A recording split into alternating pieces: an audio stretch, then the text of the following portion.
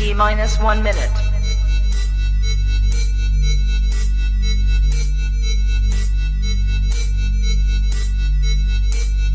T minus 50 seconds.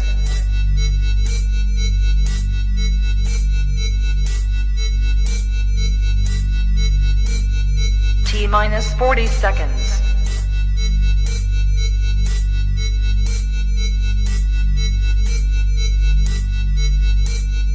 T minus 30 seconds.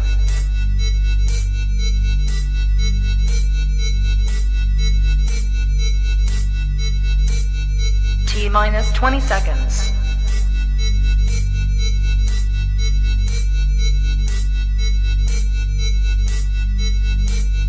Ten, 9, 8, 7, 6, 5, 4, 3, 2, 1, 0.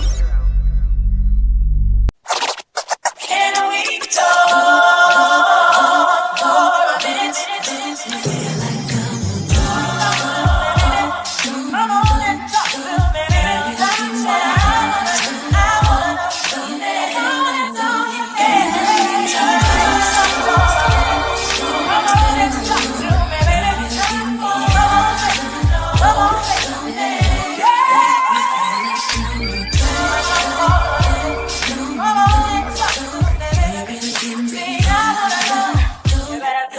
Come and talk to me. I really want to meet you, girl. I really want to know your name. Maybe this will help. Ladies and gentlemen, welcome to another episode of Maybe This Will Help the podcast, coming to you live 8 p.m. Pacific every Sunday. Tonight's episode is special because, as many of you know who've been watching this for a long time, it's been a year. It's been a year, and not one of those, oh, it's been a year, man, it's been a lot. It's been a year since something significant happened. And if you're looking at the title of our show, you'll see that every year there's an anniversary. But what are we celebrating the anniversary of today? Well, let me just show you. I see what you did there. That was pretty good. Yeah. Forever Daniel is in the building. Oh, wow. The fact that you remembered the hashtag. The hashtag. All right. I love it. Listen, tell us That's about the pretty Forever good. Daniel real quick for those who watch it for the first time and don't really understand. So listen, Forever Daniel should have been the name of the show. Oh, wow. You should have just named it Forever Jesus. Daniel. Oh, That's no, what you I'm want?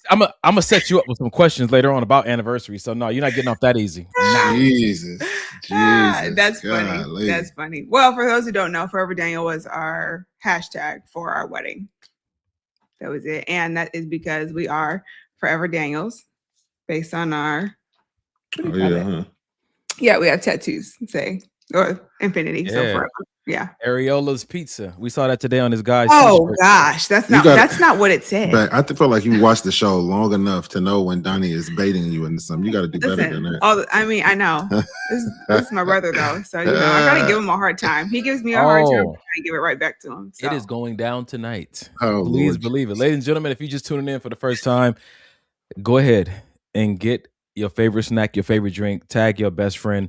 We want you to be a part of the conversation tonight. We're going to get into some stuff, maybe an hour tonight, maybe 2 hours, depending on how it goes.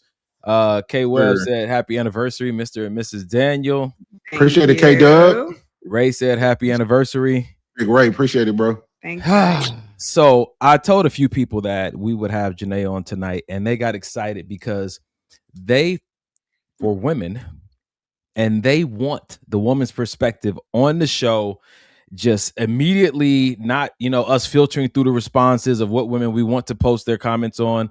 And so they're Mhm. believing in you tonight, but they don't know that you're on our team. So, Wow, right. I don't That's know. right. I don't know about that. Well, this says otherwise. I mean, we are one. so there Basically, it is. we are one. There it is.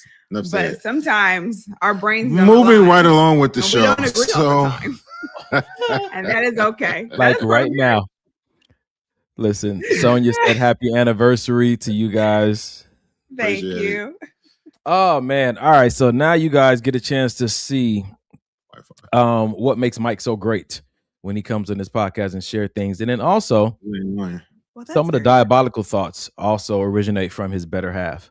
So tonight, per usual, sis, I know you're a watcher of the show, even though sometimes you be cooking and making sure the home is straight. God bless you. Thank Come on, dude, you golly. I didn't do nothing. Hi, Allie Allie. said, happy to see Jay. She's happy to see you. But sis, you already know I like to start with some fun stuff. So I just want to get into Yes. something a Wait, little are we checking lighthearted. in? You're not checking He in? said no check-ins tonight. See, I told you weren't even listening. How did your wife know? She said, brother, get out the mirror and pay attention when people are talking. It's not always about you. Hook said happy anniversary. Thanks, Pope. Oh, yeah, we're gonna have some fun tonight, y'all. All right, so I gotta start off first and embarrass Mike a little bit. Here's our first video of the night. Uh-oh. Question for the woman. When a woman says that a man is fine versus her saying he is handsome, which one holds more weight? Oh, wait, hold on. Here. Wait, okay. Here's the mic right here. You go.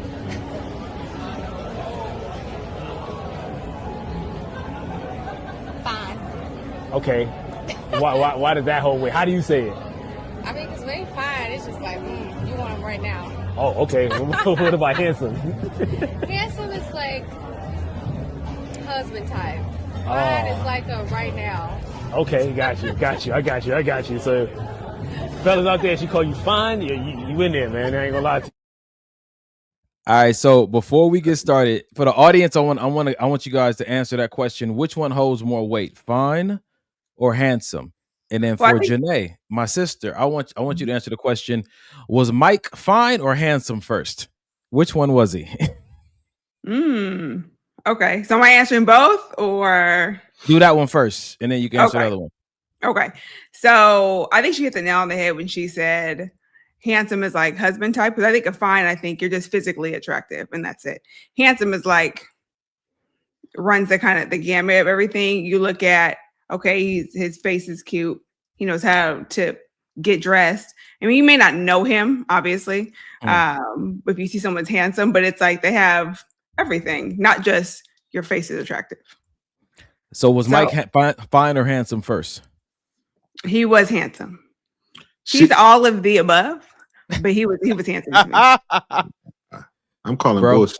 How you call bullshit on my thoughts? She's never called me handsome since we've been together. A day of us being together, she's never used that word handsome. She's always used the word fine.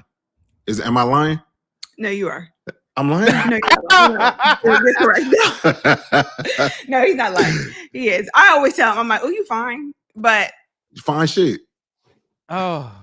But you are too old to be saying too YN. I was about to say that's too YN. All right, my bad. But your wife isn't young enough to say it. Hey. Listen. Wow. This nigga's disrespectful. Cradle robber, you. Wow. That's right. Wow. No, I do call Mike fine all the time. I be like, oh, you fine. Oh, you fine. But I have called you handsome. I think, sure. bro. I also think it's who you're talking to when you're describing this person. I feel like if somebody were to ask Janae, like, oh, what does he look? She would use the word handsome. For sure. But if she's talking to Age or one of the girls, it'll be fine. You know what I'm saying? Interesting. And I don't know if that's to throw other women off the scent. Like, nah. Of he's a good man. So he's a good man versus he's a good looking man. That's the difference between fine and handsome. Listen, don't have no scent from my husband. All right. So as a wife, you're gonna tell women all day, oh, he's handsome. He's a good man. Not you just can, that you he's can a good looking man. Well, clearly, if I'm married. Hold on. So let me ask a question though, because based on your definition, handsome doesn't seem to be a compliment about your physical attributes. It seems to be more about your characteristics and your morals and your, who you are on the inside. No, I think it encompasses both, because you can say someone's handsome and not know, like, no, I don't know him. Like, I didn't know Mike when I first met him. That's like true. We just did business. But was far he handsome as when you first met him? Yeah, he was. But it was more of, okay, he's physically attractive. Plus, he dresses well. Maybe he talks well. Like, it's other things on top of. So when did when I say someone's fine, I'm just thinking physical. Like, oh, physically. So when? When did he cross over to fine? So handsome encompasses both. It's not a crossover. It encompasses both. Yeah. So But you can fine be does not. fine. You can But be fine fine does and not not. handsome. Right. Correct. You could be Right. fine. Like your face could be attractive, but your shoes look like Oh, trash. my God. Your face could be attractive, but you don't know how to dress. Your haircut not right, but your face, This- but you're attracted by the face. This is why we needed Janae on the podcast tonight, because last week we had some issues trying to understand the way women think. Oh, and Lord. we ran into some things, and I think I just ran into another one. Explain to me again. Okay, handsome is all encompassing. Sorry, I didn't mean to hit that. There you go. Handsome is all encompassing, whereas fine, and this is just my definition for me. You hold it for Fine all is women. not- You represent all I women. do Yeah, not. tonight you do. Tonight you I do not. Because they're rooting for you. Let me tell you. I do not. Handsome for me though is it's an all-encompassing thing, where fine is not. Fine for me is just physical. Like, oh, his face is attractive. So I got a question. So could handsome mean, he takes care, like if he has a kid, he takes care of his kid, because that be encompassed in handsome, or is handsome still Jesus. physical? Is handsome still physical things? Or No, can it- I would say it's a physical things, because I'm not Okay. gonna know if you're a good dad Okay. just by meeting you, right? Like, Okay. So I'm it's not still gonna know physical, that, but it's still physical. But it's for me, it's more than just the face. the dress. I can smell you take care of your hygiene, your teeth, all those things. All right. What Pook say right there? Pook said, I usually say a man is handsome if he is in a suit or clean cut. Fine is the one that stops me in my tracks. So Okay, see, I don't speak for all women because Pookie has a different definition that works for her. So a man in the suit can't stop you in your tracks, Pook. You see what I'm saying? So it sounds for me when I'm listening to this, and okay, Mike, let me ask you a question, brother to brother. Would you rather, if you had to choose between the two, outside of your wife's safe answer about fine being encompassed inside handsome, if you had to choose for the rest of your life to be one or the other, would you want to be fine or handsome? Fine. Because I say fine because my mama called me handsome from the time I was a kid. Even when I didn't feel like I was, she always called me handsome. So that word doesn't hold very much weight coming from a romantic partner for me. So when I hear fine versus handsome sounds like somebody you can domesticate. Fine sounds like somebody that's going to definitely get you up and out of character in a very exciting way. So see, that's crazy how we that's crazy though how we all hear different things, because I hear handsome is boring. The nigga, he cool to look at. That's what I'm saying. He not moving nothing. See, so they said, oh, he's handsome, like he's gonna be a good dad, he's gonna be a good husband and stuff like that. But then you have these situations where those are the ones who get ran over, you get bored with him. In my opinion, from what I've heard from women, is that they still want some of that excitement. And it sounds like the excitement usually lands on the guy who was fine. Fine usually tends closer to sexy. Handsome doesn't really translate over to sexy. Uh-oh, she's scratching. What you got, sis? Oh no, I'm saying that could be right. That's just not for me. That's what I'm saying. I'm not the end all be all. So for me, Mike's end all be all. It's handsome. Say that. But Pook just said, can you go back to her? Yeah. Oh. Nope, this one before that. No. This I think it was the new one? Oh, okay. Yeah. She said, he definitely can be handsome, but doesn't always mean attractive to me. He can just look good in the suit. And that's fair. Okay. And that's fair. Like, you put a suit on, you look better than with the suit off. I get that. Okay. Yeah. Okay. Donnie, you are so confused. It's the same thing. It's so when I hear handsome, you're not even complimenting me. You're complimenting the suit. High key. Yeah. When a woman looks at a man and says he's handsome, she feels absolutely zero temptation. That's what I'm hearing. Well, you gotta ask Pook that. That's not my answer. Okay. Well, Mike said he wants to be called fine. So that was for you and him to figure out. What about fine shit? I can't. I'm too old to be in that category for fine shit. She can say it, man. Your wife is 27. Fine shit. She's 27. So if that's where you guys land tonight, that's fine.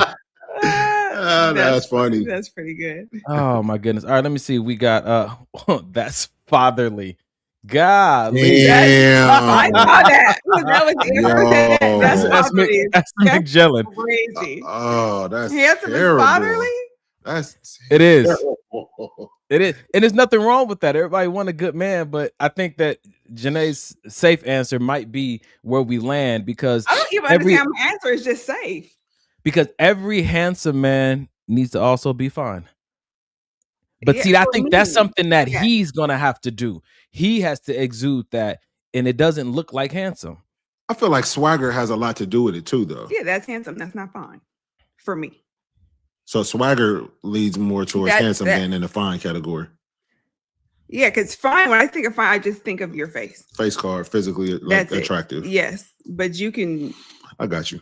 A handsome Yeah, man is you're not- smiling while a fine man is squinting. I think that's more light skin. Or Donnie skin. Either one. Just saying. Oh, don't know. brother, don't play me today because Here you we got to go. bring in your wife's melanin card. Okay, Okay, wait a minute. We No, didn't sis, say we're not- nothing. We didn't say nothing about my skin. Okay. Okay, we did. And It's I'm flawless. convinced that you are Tacos you is are on only Tuesday, dark. bro. You're Tacos, only dark because you be outside. tacos are Tuesday. You sure you want to You have do a this? tan. I know. I don't. I am fine. Oh, You God. saw that? I am What? fine. I'm fine. Ah, All right. So, Got it. what would be the equivalent of if a man could be fine or handsome? What's the equivalent for women? beautiful and sexy, maybe. Or beautiful and Mm. bad. Mm. Yeah, I like bad. Bad. I would say sexy. I would say bad. So bad and fine kind of are the Well, same thing. Mm-hmm.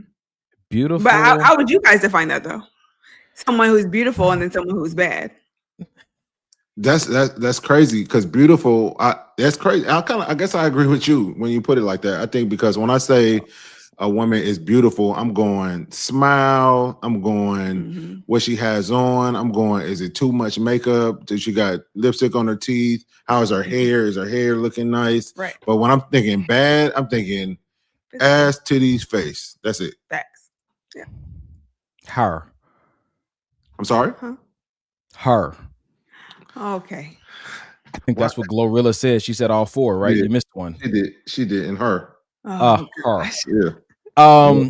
So my theory is holding up because now beautiful being handsome and bad being fine, it does for me lean over into a place of like the lady said in the video, I want you right now, or you be a good life partner. Sounds like what they're conveying to a beautiful Okay. woman is like, oh, you Okay. make a good wife, a good mother.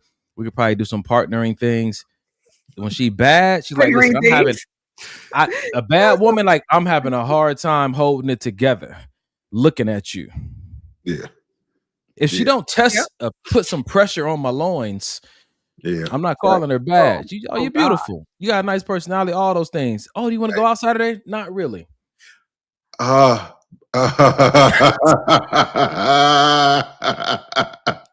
A bad chick can make you change your plans.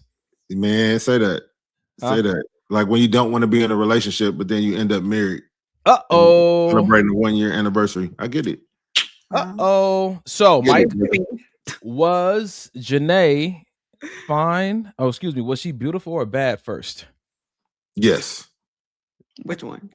The question was which one? He knows that. That nigga knows that loud and clear. What's the problem?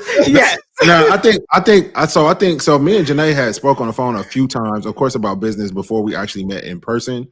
So I didn't really have anything to expect. She did because her homegirl already told her that I was attractive or fine or handsome. But she also says you were married. So I was not. That's true. That's true. I was like, oh, he's married. Don't matter. Right. So, but when I first saw her, I did feel like she was beautiful. She had really big hair. She had a nice smile. I already knew she was a nice person. She worked with underprivileged kids. So when I saw the full Still package, does. I was like, yeah. I don't think I saw bad until we were dating a little bit then, and I got to see her outside of a business mindset. And what was it that shifted and changed? You said, "Oh, she bad too." I probably got dressed or something. I was gonna say, yeah, I got titties. I put it on. Yeah, So yeah, she had to. Or you took it off. One or the other. Listen, brother. And he started having a hard time within. See, and without, brother. It wasn't just within. Exactly. So my theory is holding up. I agree with you. I agree. Yeah. I think that your soul says, "Oh, that man is handsome and that woman's beautiful," but your loins. I like that. That man is fine. That woman is bad. And it's great if you can have both in the same person, but sometimes you don't. And I'm wondering what kind of weight these hold since you are celebrating the 1-year anniversary of your marriage. I'm wondering what kind of weight these hold when it comes to sustaining a marriage, because you would want to have, a beautiful baddie, you know what I'm saying, or fine, handsome.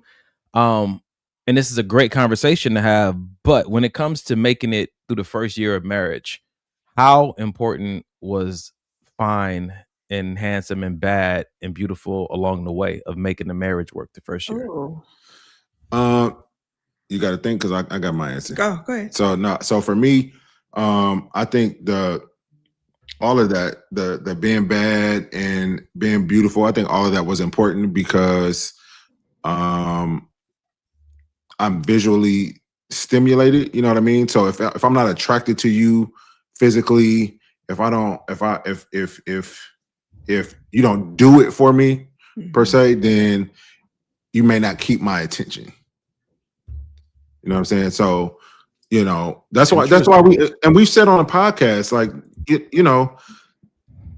or Carrie has said on the podcast, something to the effect of date what you like to see. You know what I'm saying? Like, don't date somebody that you're not physically attracted to, because on a bad day and y'all not getting along and all you got is, I got to look over at you, and now you don't like what you see either.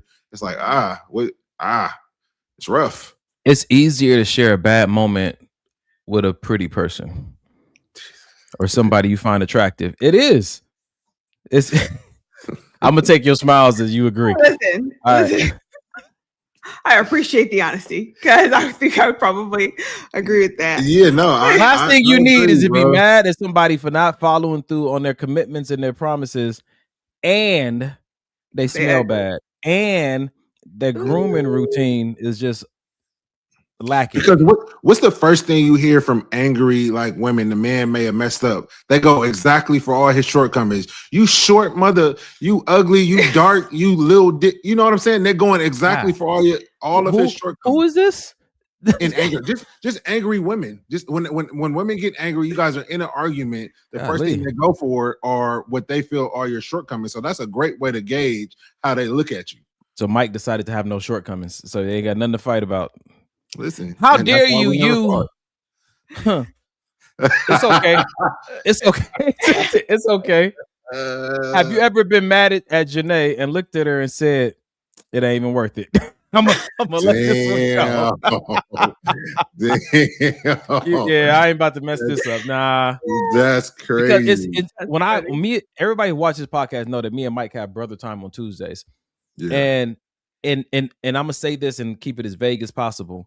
In all the things that makes Mike cry when he's in deep gratitude about his marriage, it's about who she is on the inside. Then he is still attracted to her on the outside.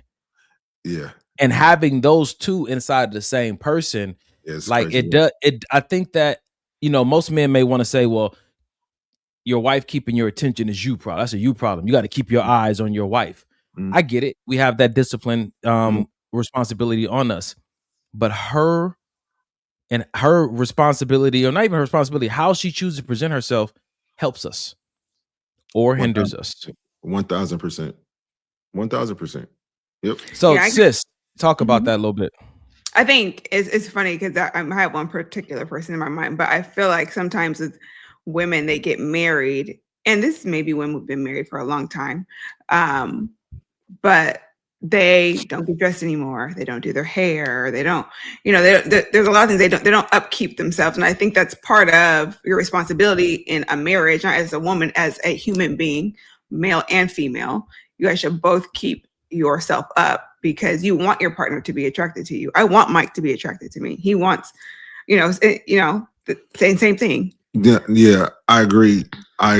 Now, I think that if the woman came into the relationship or the dating scene and she didn't keep herself up then, it would be foolish of you to expect her now that you're together to try to do something different. She wasn't doing it before, my nigga. I agree with that. What? It'd be foolish to expect it or desire it. You can desire it all you want, but to expect it, like, because you with me, I'm expecting you to. If she didn't do that before. But that's what I'm saying. Yeah, why would she do it now? Yeah. Especially outside of conversation. All right. I like where this is headed. So let me put another video up for you guys. This is all about y'all tonight. I just want you to know the questions we're gonna keep coming. You are my brother, because in my mind I'm like, this nigga ain't answering no questions. He's talking about putting up a post up for you guys. Let's run it. I just read somewhere that sexual attraction lasts 6 weeks. So if you're still attracted to someone after that period, then you actually really like them as a person too. I just read somewhere that sexual attraction lasts 6 weeks. So if you're still attracted to someone after that period, then you actually really like them as a person too. Where did he get that from? Yeah. What book was it? ChatGPT. Where we get everything else from. 6 weeks. Okay. That sounds wild. Nah, I'm gonna call sexual bullshit. attraction the last 6 weeks, and you really like that person. No, more than 6 weeks. More than 6 weeks. Then it must mean you like that person outside of just being sexually attracted to him. I don't know. She's thinking about it. I don't know if I agree with that or not, because is there any correlation? Oh, go ahead. Because I feel like there's so many things that can like throw that off. Like I could be sexually attracted to you, and then you do some F-boy stuff. I'm gonna say that. Mm-hmm. And now I just don't want to mess with you no more. But still, you're still sexually attracted to the person. They just, because of their action. Is she though? Because this is a great conversation to have, because I've heard that women, in response to a man's behavior, can lose visual interest in him as well. Even though it was something that they did and their physical didn't change, but they can lose visual interest in you because of something that you did. I don't think it works that way with men. Yeah, I would agree with that. So I want to challenge that though, because is it that you lose visual interest or you lose sexual interest? Because I can still think that this person is visually attractive, but now that they did that fuckboy shit or that fuck girl shit, now I'm not sexually attracted to you anymore though. Well, that's why I'm asking Janae, because the woman's brain is wired differently. Yeah. So I think for me, I'm going back to an old relationship. I wasn't, so this is kind of hard for me because I wasn't really attracted to him to begin with. She like ugly niggas. To me, he was, but he grew on me. That's why I don't do growers no more. But he grew on me. So at some point I was attracted to him because we were together. Yeah. Then he started doing, the everything outside of the relationship. And I was like, ugh. And so that kind of backs. So look, Candace said, nope, boys get really ugly real quick based on actions. And I'm telling you, when I look at a woman, she can have the worst behavior. And what I see, it's just like you fine and you crazy and you upsetting me, but you still fine. Women, on the other hand, be like, yo, you don't look like anything I ever want to deal with. And I was wondering if that was cap. Like they just say that, but I've heard it too many times. I think that's how a woman's brain is wired. Like your behavior is attached. It's a package deal with her physical and sexual attraction towards you, because this is why even in marriages, when a man ain't acting right, she has no problem cutting off sex. Yep. I don't know a husband that has ever had his wife misbehave and he tells her, I don't want to have sex with you. Yeah, I ain't heard of that one either. Yeah, I think for women, there's more than just the physical that we need to be like aroused and like want to do that. So Wow. if one thing's not working, then it's like, well, wow, that's crazy. Like, you're not doing your honeydew list or finishing your chores can dry her up. Like, factual. Like, that's so wild. I heard something somewhere. I was on TikTok, and the guy was like, if a man wants to have sex with a woman at night, he needs to start that in the morning. In the morning, yep. Because for women, it takes the little small deposits throughout the day to like get us there, right? So I was like, I never thought about it like that, but I'm like, that's good, and it's not anything crazy. Maybe it's a picture, or you slap her on the butt, or kiss her on her neck before you leave. Like those little things throughout the day. In the morning, the first text you send your wife is a scripture that says the wife's body belongs to the husband. That's how you start it. And if that don't work, you send her a copy of the marriage license. Put those two together and say, I'll be home around 8. God, brother. No, that's why I'm not married yet. Okay. Go ahead, Mike. I didn't want to say it, but you said it for me. Y'all energy was real loud right there. Both of y'all together. You said it, so I didn't have to say it. Wow. That's crazy work. No, but there is something to that. I've seen the same video.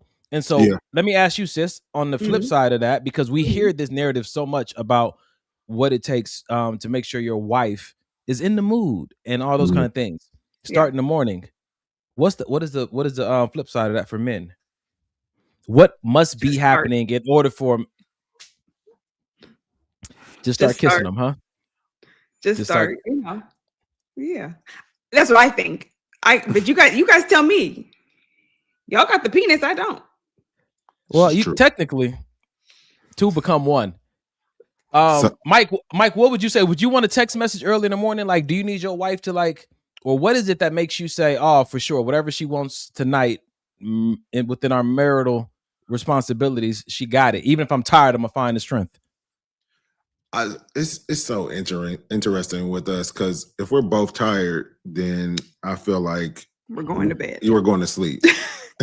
Like, well, see, listen, intimacy doesn't have to be sex, though. Exactly. Sure. It could be as simple as I'm gonna go and sleep in the bed tonight instead of falling asleep on the couch. Yeah, no, that's fact. So, I mean, I think that we're really intentional about intimacy. Like, we have days set aside, we have things set aside that we do ritualistically to make sure that, because especially being married, and then we were living together before this, and we've been together going on 6 years. So it's easy to fall into routine. It's easy to fall into just everyday life, especially when you have a kid who's very active in academics and active in school, and then the podcast, and then us trying to get to the gym every day. And then, just so many different, and her job is very demanding. So just so many things. It's easy to fall into routine, even though, like we were saying last night, we do routine very well. Like we don't even have to talk to each other anymore for our day to flow smoothly. Oh, I'll get denim, you'll do this, I'll do this. It's like a ping pong thing with me and her. But to that end, it's still important to get in, your one-on-one, your tough conversations, your check-ins, your intimacy, as far as what do you need from me. Like I'm the kind of person, as Janae can attest to this. Like, is it anything that I can do less of? Is it anything that I can do more of? Just always making sure your partner is good. Because, like I said, it's easy to kind of just go with the flow. Oh, she's doing her part, so we must be okay. It's not always that. Right. And that goes intentional about making sure you are doing the things that your partner desires and needs from you. And it works both ways. It leaves very little room for something to get missed. That's true. That's true. Mike talks a lot on his podcast about just the power of communication and how important it is. And I sent you guys some notes when I went to prayer meeting the other night, and it said that sometimes your gratitude can get lost in your routine because you're so deep into your routine that it's becoming this automatic thing that you're losing the essence of it's an actual person that I'm doing this with, and the intricacies of how their day really went versus the expectation of how it should have gone based on patterns. And the gratitude can get missed because you may not know that this day was a little bit harder. Even though they hit everything on the checklist, it was a little bit harder for them. And so that gratitude is not matching sometimes the intensity of the day. And they may need that extra appreciation because, yes, I did everything I normally do, but today was an exceptionally hard day. And if you're connected and in tune with your spouse to know that, yo, you did everything that we said we were going to do, even in the midst of this challenging day, I want to show you extra appreciation because you put in extra effort. But that doesn't happen if you guys just solely rely on the routine and not those check-ins and those communications throughout the day. That's good. And I'm glad that you kind of touched on that gratitude thing, because that's the one thing that I think me and her and even raising Denim to be is grateful and thankful, and not just, oh, well, Denim's thing is, oh, you know, well, Denim, you didn't say thank you. Sometimes he doesn't see a reason to, because in his head, he's clearly thankful that he got dinner. But like for me, in the time, the 6 years we've been together, she's probably cooked me dinner 80% of the 6 years. And I can probably bet every dollar that I have that I've said thank you for that meal every single time she's cooked, whether it's lunch, dinner, breakfast, it's always a thank you. And it's because like she don't got to do that.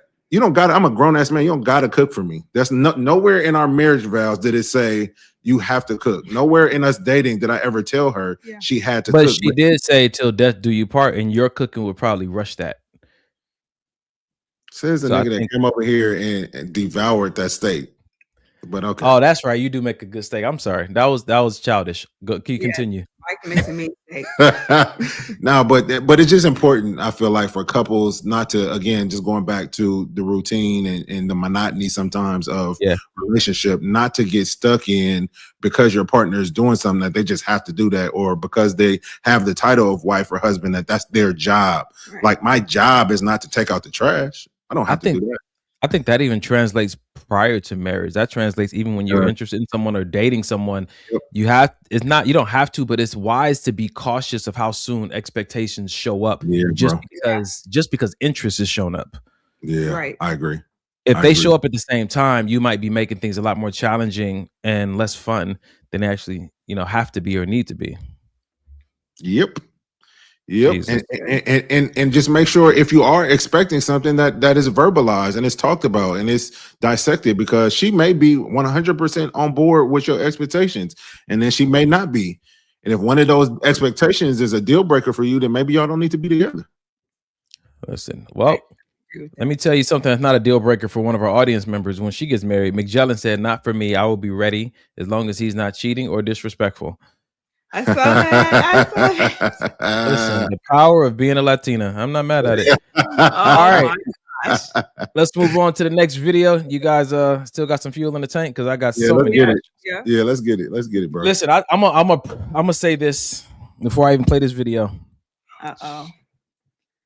I did not come here to ruin any relationships, but it's some hard conversations that we got to have, even if they're hypothetical. Let's do my it. My sister, Mrs. Daniel over there, is not a fan of sci-fi movies. She doesn't watch the Avengers and all those things.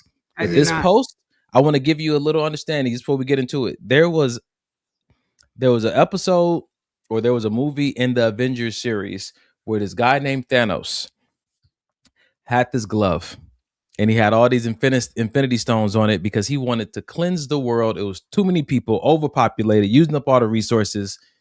He acquired all the stones, snapped his finger, half the population gone. Yeah.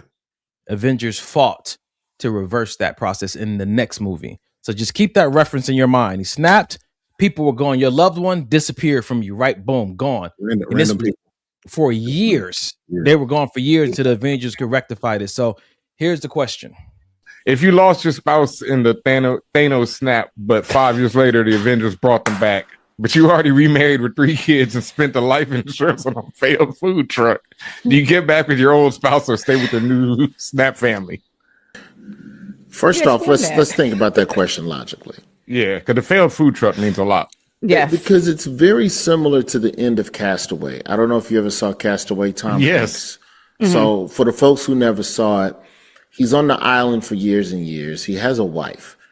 And when he comes back, when he's found and he comes back to America, his wife has a new man. She has a baby. And she basically tells Buddy, I thought you was dead. Sorry about that, big dog. And closes the door in his face. And like, it's like one of the last things in the movie. And I kind of got to agree with the wife. Damn. Because here's the thing. If my girl left and then I just assumed she was dead after, the federal limit is 7 years where I can declare you dead and dissolve your estate. If you come back in year 8, talking about, baby, what's up? Even if I get back with you, you're going to hold that shit over my head and the relationship's going to be awkward because you're just going to be asking me a bunch of questions about why I ain't come look for you. And then I'm going to have to explain to you I did. And like, I'm not going to live the rest of my life sad because you stranded somewhere or Thanos snapped you into. How I supposed to know Iron Man was going to bring your ass back? Are you keeping the Snap family or are you getting back with your person?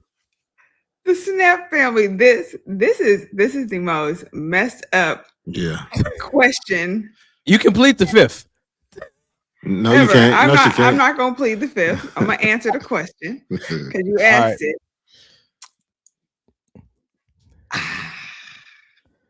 Might get him.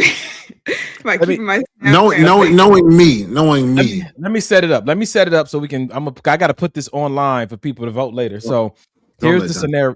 Here's the scenario. Your husband or your wife disappears for 5 years in an accident. Something happened. You've never been able to find them. You remarry and you got 3 kids. Somehow they survive. They come back into your life and they're like, babe, hey, I'm back. Are you keeping the family you have and pushing your old spouse away, or are you making an exchange, or are you trying to merge them? Do I have kids with both of these men? Nope, just the one after the new family, the Snap family. You got 3 kids.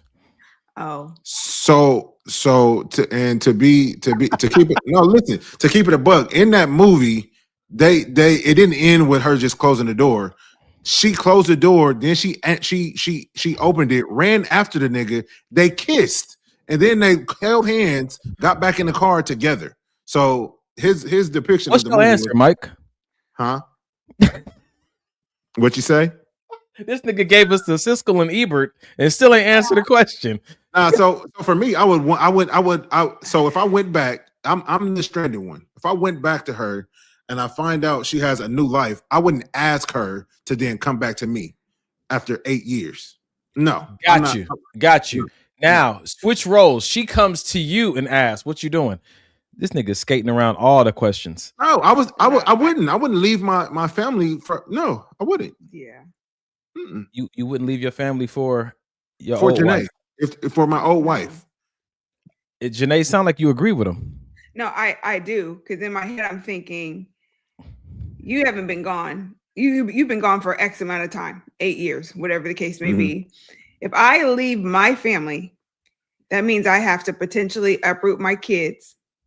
I don't even know the man that you are anymore, because after 8 years, who are you?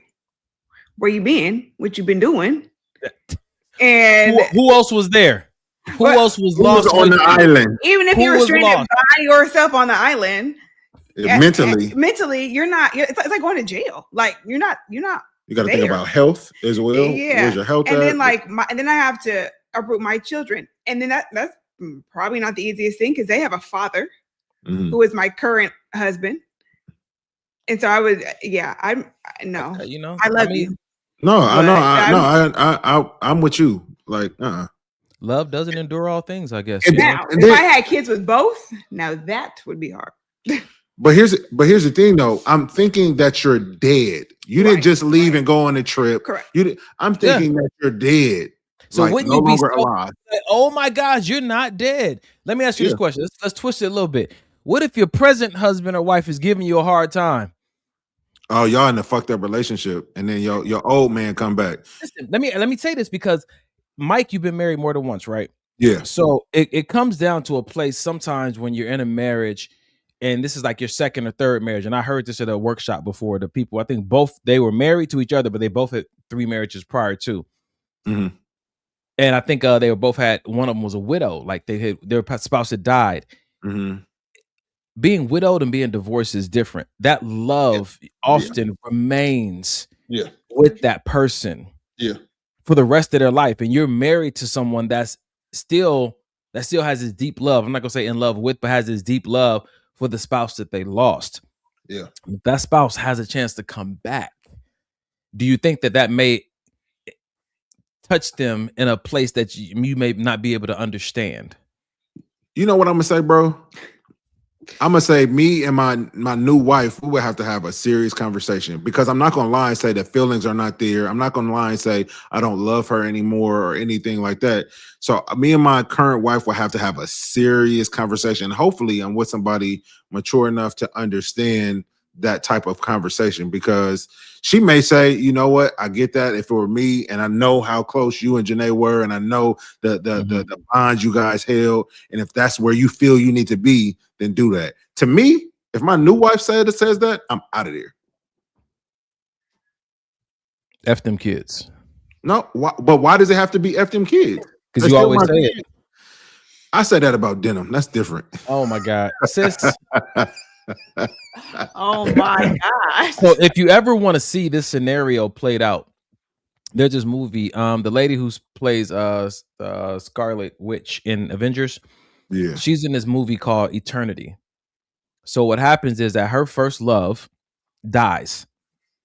When he goes off, he's like his first year in military, he dies, and they're young, like in their 20s, right? And then she goes on to marry another guy. They're married until they become old, and they have kids together. And then he dies. And so what happens is the movie cuts to the guy that her new husband, he is in eternity, in that waiting room between, you're going to pick what eternity you're going to choose. And he's there, and so is her first husband. Her first husband, that she lost when she was at 20, and she's now like 60 or 70 years old, has been waiting for her in this intermediate place to see when she dies, so they can go into eternity together. And now her present husband is there, finds out about it. He's like, no, that's my wife. I'm waiting for her. Eventually she dies and shows up and has to pick between who is she going to spend eternity with. Is she black? No, she's white. I feel like we saw this. Possibly, but why she can't have both? No, because they won't. The guys won't share her. Okay. And so, see, like the first husband knows what she liked when she was 20 and has an idea. Like they have all these, you can have eternity, like in the mountains, eternity at the beach, eternity, like all these different places. He doesn't know who she's evolved into. Sheesh. And so they both want to take her to different places and live in this eternity. So it's a good movie though. Ray said, what if she married your best friend because because they bonded during grieving process? Ray is coming on the show. So that's an actual movie too. That would be great. That would be great. Because I'm assuming if it's my best friend, if it's a Donnie or somebody, or Cars or somebody like that, I feel like that I could trust them enough to know that my wife, whom I'm leaving behind, is safe and in good hands. So I would actually be okay with that. You just can't fuck her. That's true. Finish the story, nigga. Finish. Listen, just take care of her, nigga. You ain't got to marry her to do that. So when I tell you some of the secrets of my heritage and some of the things my grandmothers told me, like that were kind of not official law within like the Southern families, it was the brother's responsibility to take in the wife and take care of her and the kids. Doesn't necessarily mean they had to consummate the marriage, but you know what I'm saying to you, that care was a responsibility of the brother. We just saw that on House of Asher. After old boy died and his brother came and he assumed the responsibility of his dead brother. So yeah, I don't like him either. Yeah, I don't know. Yeah. Don't talk about him. Yeah. That's good, man. But the grieving process is wild. But I digress. It's 8:50. That was a good topic. I want to get into another one before y'all try to sneak up out of here on me and go celebrate. So this is interesting. This might be helpful. Maybe you guys can talk to me about it. I'm trying to see if I want to get this serious at 9:00. If I want to continue to play around. I'm gonna ask one more question before we go too deep. Pause. I'm not gonna talk to my wife that way. Not tonight. Talking to you. All right. Oh, so, It's even worse. Johnny's still mad because I put my hand on his thigh. This is how niggas get kicked off the show. I'm looking. Ray, do you want to come and be the co-host with me? I'm looking for a new. This nigga might touch me again. Nigga ain't got. I'm taking your whole life. I'm about to let this thing come true. All right. It's been said that men and women like to celebrate anniversaries in a very different way. Did you guys find that to be true in this 1 year anniversary? I feel like our relationship is so different from everybody else's relationship. We don't. She's not a yes woman. I'm not a yes man, but we just tend to just agree on stuff. Like, it was actually. So can I share what we did for our anniversary? Oh, that's between y'all. Oh yeah, I don't care. So today, like, most people think that we went to the gym today because it was my idea, and it was not. Janae suggested that we go. Really? Yes, this was her idea to go to the gym. Hey, babe, why don't we go to that gym over there and then we can go? That was her idea. I did not know that. Yeah, but you were there last year. We wanted to go to the gym the day after the wedding. You sure did. We were way too tired. I don't know what we were thinking. So we didn't do that, but we still never been able to go to that gym. So I was like, well, what about a perfect thing to do would be go to the gym that we wanted to go to the day after the wedding for our anniversary. And we also had a cake. The people who made our cake, they give us a little small cake for free for our 1 year anniversary, and it's right there down the street. That's pretty dope. Like, it just made the most sense to me. To her. But so in my mom, your level of disappointment today, Mike, is your wife's fault. Oh. I apologized already. See, you let her pick a movie, and then 5 years later, yikes. my movie picking, you guys, has gotten so much better. Okay. Like, so much but that's better. because she looks at TikTok. Sorry, babe. It is. But that doesn't matter. As long as she's picking good movies. So what was your idea, Mike? So I'm thinking the usual dinner, try to find something that she wants to do. But before I could even get there, she made the suggestion. And to me, like, what woman do you know is going to say, hey, why don't we go to the gym to celebrate and like, that's wild. A woman that flexes in every single photo. Every time she gets a chance. All right. It will happen before the end of the show. Oh my God. Just got her arms folded. My God. We had an incredible conversation at the table today, at the brunch spot, asking, and you guys don't have to go into too much detail about it, but it was a great reflective question. What would you tell yourself the moment before you walked out for your wedding, for the ceremony? And boy, the tears started flowing. Because it's one of those. It's such a.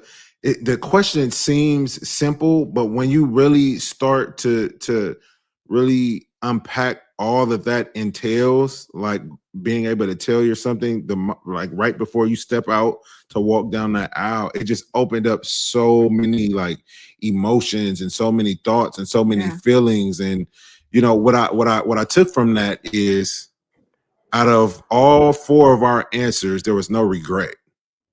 You know what I mean? There was no you should have done, or you not even my answer. No, your answer was that was probably the best one. Okay. Have somebody else take the. See, he about to get me upset all over again. Golly. Go ahead. No, but it's a beautiful thing when you can look back and not have regret, or not have I shouldn't have, or I should have done this different. But all of it is more so of, you're on the right path. You're doing the right thing. Don't second guess yourself. things of that nature. That's beautiful because both you guys were like, no, I was there. I was present. I was Mhm. ready. Mhm. You had Mhm. dealt with everything. You wanted the moment. And so Yeah. that's really Yeah. good. Well, before we move on to our next video, I want to ask you this question, for both you guys to answer. What's been your favorite moment in this past year? Oh man. I got mine. Favorite moment? You have yours already? Oh yeah. Dang. Well, I got two. Shit. okay. I'll go first while you thinking. Okay, go ahead. So I think for me, my two favorite moments are seeing just how her relationship with God has grown outside of me. You know what I mean? Like they have their own thing. Before it was let's watch church together, let's pray together. Now she has her own ritual she does in the mornings and pray, all of that on her own. And I think that's a beautiful thing. And the second is her fitness journey has far surpassed what I ever expected, thought. Me too. Her discipline is on 1,000, and it's inspiring, bro. And that's dope when your partner can inspire you. You know what I'm saying? And just the when she sets her mind to something, it gets done. You know what I mean? It may take some time, it may be difficult, but she's gonna get it done, and that speaks volumes to the type of person she is. So to be able to like sit back and just see her growth from the outside looking in, because I feel like sometimes she don't even see it. So for me to be able to see it, it's just like, man, that's wild. It's almost like watching somebody like grow up on TV. You know how you have those childhood TV stars and they grow up literally on the screen, and you're like, man, I remember when that's kind of like how it feels, bro. And it's just like a proud husband moment. You know what I mean? Respect. Yeah. That's good. So in my head, I'm thinking, when you ask the question, I'm thinking of like a physical thing that like we've done together. Hold on, they don't need to. But the first time we tried. No, okay. No, but I would say if I had to, if my answer would be, well, I think watching Mike grow into the man he is today, because as you guys know, he's very transparent on the show. It's been a long time. He's done a lot of work on himself. And not for me, but for himself. And that just kind of trickles down, to Denim and I. And I think watching him become the man and the husband that he's always wanted to be, has been a joy, of mine.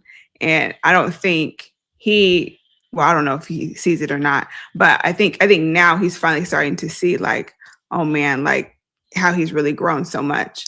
And I can see it, obviously all the time. But I think watching him kind of go through that alone and kind of just I'm here in the background, kind of just like, spectating and supporting where I can, has been really, really good. It sounds like one of the greatest joys of marriage is seeing the person that you love with all your heart become all they could be. Yeah. All they ever wanted to be, and supporting that evolution. Yeah. For sure. No, I agree with that 110%. Yeah, I feel like that the joy of it's so crazy because in some relationships, bro, the one or the two people want to be the star of the show. You know what I mean? But I feel like when you're in a healthy relationship, you happy just being supporting cast. Like, how can I support? Like, and then being able to see you shine, and I'm able to support that shit. So your best friend chimed in. Her favorite part of this last year is seeing Janae and Denim's relationship. Oh man, that's good. Yeah, that's a good one. That's good. That's really good. And it's so crazy. Yeah, they've the relationship they've built has been so organic and so uninfluenced by me whatsoever. You know what I mean? And I feel like in a partner, in a wife, that's something that I've always wanted and felt like I never really had fully. You know what I mean? So the fact that they could grow this relationship and this bond outside of me is dope. And I feel like that's why, like, they go on their little dates and they go get sushi and they go and hang out. And I'll be like, where y'all at? Oh, we just stopped by. Have ramen. You know what I'm saying? It's such a good feeling. And it's a good thing, man. It's good. To the point, and what I think shocked everybody was at our wedding, since this is about anniversaries, at our wedding, she wrote and had vows prepared for Denim. Like, outside of my vows, she wrote vows for Denim and said them out loud to him face to face while we're standing at the altar. And for me, that did something to me. You know what I mean? I knew like Denim was safe with Janae before, but hearing that, it was just like, okay, yeah, this is it. This is it. It's something to be said about when your spouse can have that kind of relationship with a child that's not biologically theirs. Yeah. And it's organic and it flows like that. That's beautiful. Nobody want to ask you what my favorite part about the year was? I'm scared to ask you any question. I feel like we all are. But Donovan, what's your favorite part of 2025? Forever Daniel? As it pertains to Forever Daniel? Yes. My favorite part is that Mike does not hog his wife's cooking. I don't. I did. My favorite part is that I get to partake of. I get the meals. Yeah, I get the meals. I get the experiment meals. I get the experiment desserts. Like, I come over and I get to eat as if that was my wife, and I am extremely grateful for the generosity that you two bestow upon the hunger I possess. Boy, he doing a lot for these tacos. Listen, all I know is Donnie likes tacos. Yeah. Probably one of the easiest things to make is tacos. She says everything. I'm not is hard easy, to please. bro. I'm not hard to please. Listen, what did we find out the name of her spaghetti was? Suicide spaghetti? What was it? What was it? What? Suicide spaghetti? What was it? I got she told us at the gym. Yeah, she told us at the gym. It's a name for that. Yeah, for the spaghetti you do. It's a specific name for it. Yeah. Oh my goodness. I told you guys the name? No, the chick at the gym told us the name. Because we were Donnie, I heard about that before. Donnie goes to random people at the gym and talks about your food. That's how wild this shit is. Mike prompts me to go and talk to random people. He did it today at the gym.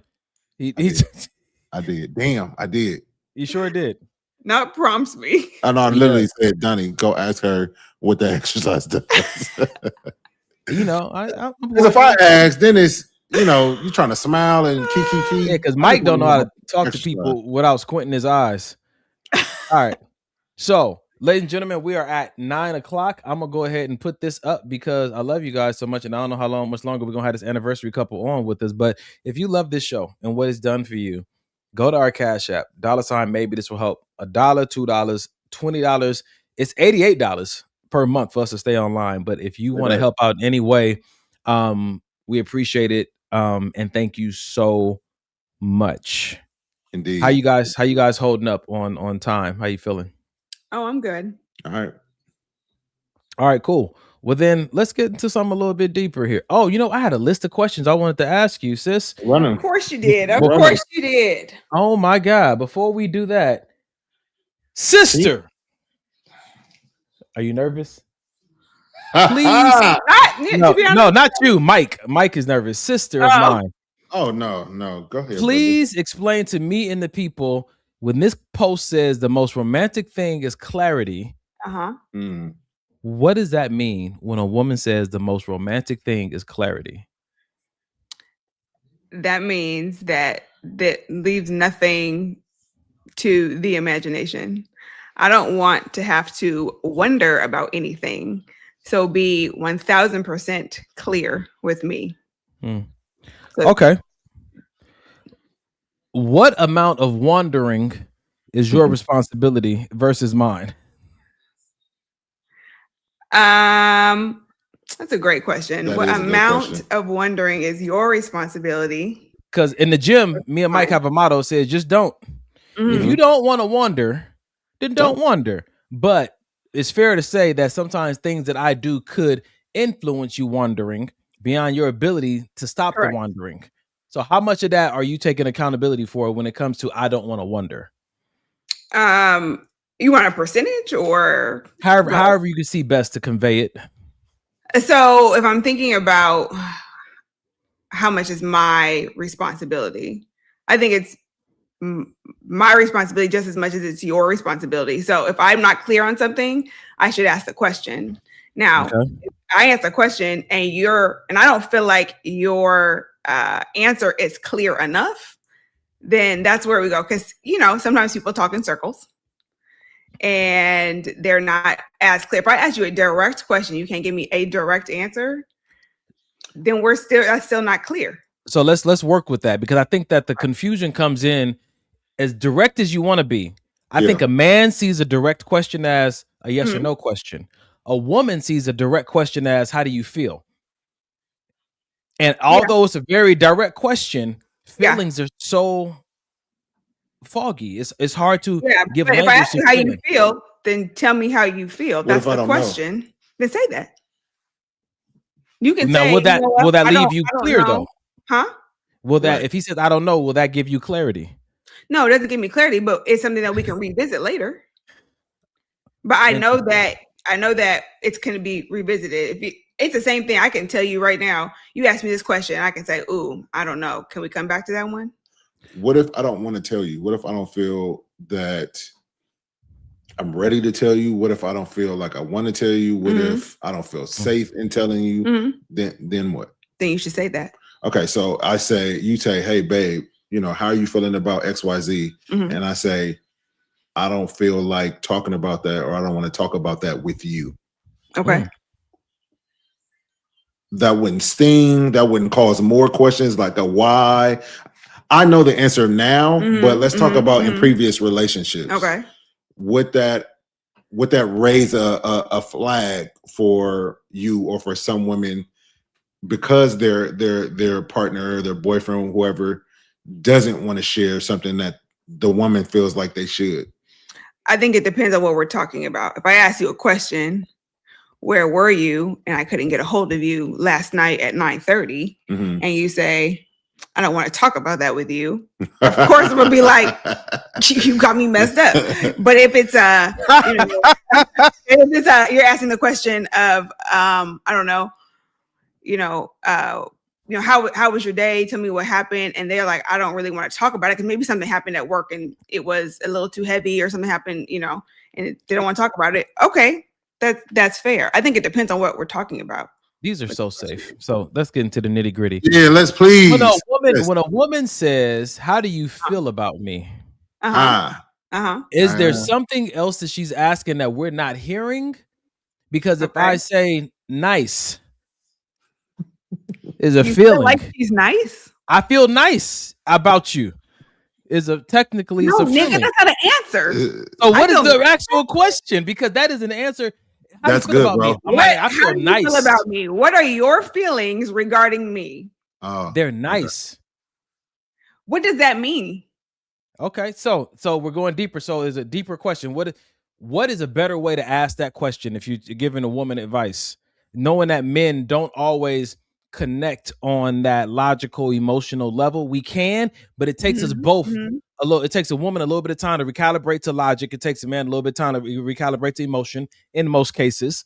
Okay. So what's a better way to ask that question? What's crazy is in my head, I'm like, ain't no better way. If you don't know what that, if you don't know the question. But if I'm thinking about it, I would say, do you have romantic feelings toward me? That's are you good. dating this person? It doesn't even matter because it's happened in multiple situations. Okay, got you. Sometimes people date you in their own head. Okay, so maybe it's the do you have romantic feelings towards me, or what are your romantic feelings around us or around me and you? Maybe that's a better question. Is that something that I would ask? No, I'm going to ask you, how do you feel about me? Even after there's a better question. But I wouldn't even think about there. I didn't know there's a better question until right now. That's crazy. This is why this show is helpful. But also your answer is diabolical, and it's diabolical. What are your feelings about me? Nice. That doesn't even make sense. I think that my initial break it down. How does that make sense? Like if we know what the definition, go ahead, Donovan, since it was your answer. I was gonna say if both people are open to working to get into the answer they want, it starts with nice. That's a great place to start. It could have been fucked up. It could it's nice. Like, oh, so what's nice about it? Because if me and Mike can say this, for the majority of men that we know, we don't go around all day checking in with how we feel about things. We check in with what we got to get done. Yes. And so our feelings, like, it takes us a while to go, shit, I got to walk to the back of my mental house to go into my feelings room to give you an answer. But I know initially, oh, I love you and I like you, or, oh, this is nice. And you want more than that. It's going to take a minute for me to travel down that hallway. I don't think men think about how they. You didn't say that. You said my feelings are nice. You didn't say I love you and blah blah blah. That leads to something else. Nice is I had to get there. I think, but like me and Mike both saying nice. That's a great start. Yeah. Okay, but we're also talking about both of you, right? Yeah. Okay. You guys. This is not something. If someone was to ask you that question, you're not going to say nice. You guys are always both. I will tell have you, the ability in your head enough to know what your emotions are. When me and Mike talk to each other, it's so much easier for us to come up with deeper questions. Okay. Honestly, in these situations that I found myself in the past, the environment is not the same as when I'm talking to Mike. That's why the answer sometimes doesn't come out the same way. Okay. It sounds more like an ultimatum or you're being interrogated versus you're curious. When Mike, because Michael asked me, oh, how you feel about her? I'm like, dude, honestly, bro, there are butterflies sometimes when I'm around her. It's easier. And none of these are real like big feelings yet, but I'm working my way through it and he's just listening. Versus if I start that way with a girl, that's not what I'm asking you. Ooh, retreat. Help. And then the worst thing that happens is you start looking for the right answer instead of the honest one. Ooh. So okay, let me stop you there. Let's the go. right answer is always the honest answer. The right answer. But he gave his honest. But he gave his honest answer, and it was met with, "That's not what I'm talking about." Okay, did you ask her to explain that? Okay, if you're not talking about that, then what are you? Oh, well, you know, I have more context around that. That's not right for him to have to do. She should have asked him. He gave the answer. She should have asked him, you know, what do you mean by that, as opposed to just going off the handle of that's not what I'm talking about. It's not his job to then, to then ask her, well, I meant, or what did you mean by, you know, that's not his job. He answered the question in his own honesty, where he felt he was being honest at. It's not his job to then try to figure out, well, what does honest mean to you? No, you asked the question. What do you mean by nice? Now we can go somewhere. I get what you're saying, but at the end of the day, good guy. If we're having a conversation, you have to also think, how do we get here? Like, why did she come at you that way? Is it because you've been unclear maybe in the past with something? Or because she talked to one of her homegirls and she was telling her how her boy feels about her, and now she wants to know how you feel. Right. Does it be that though?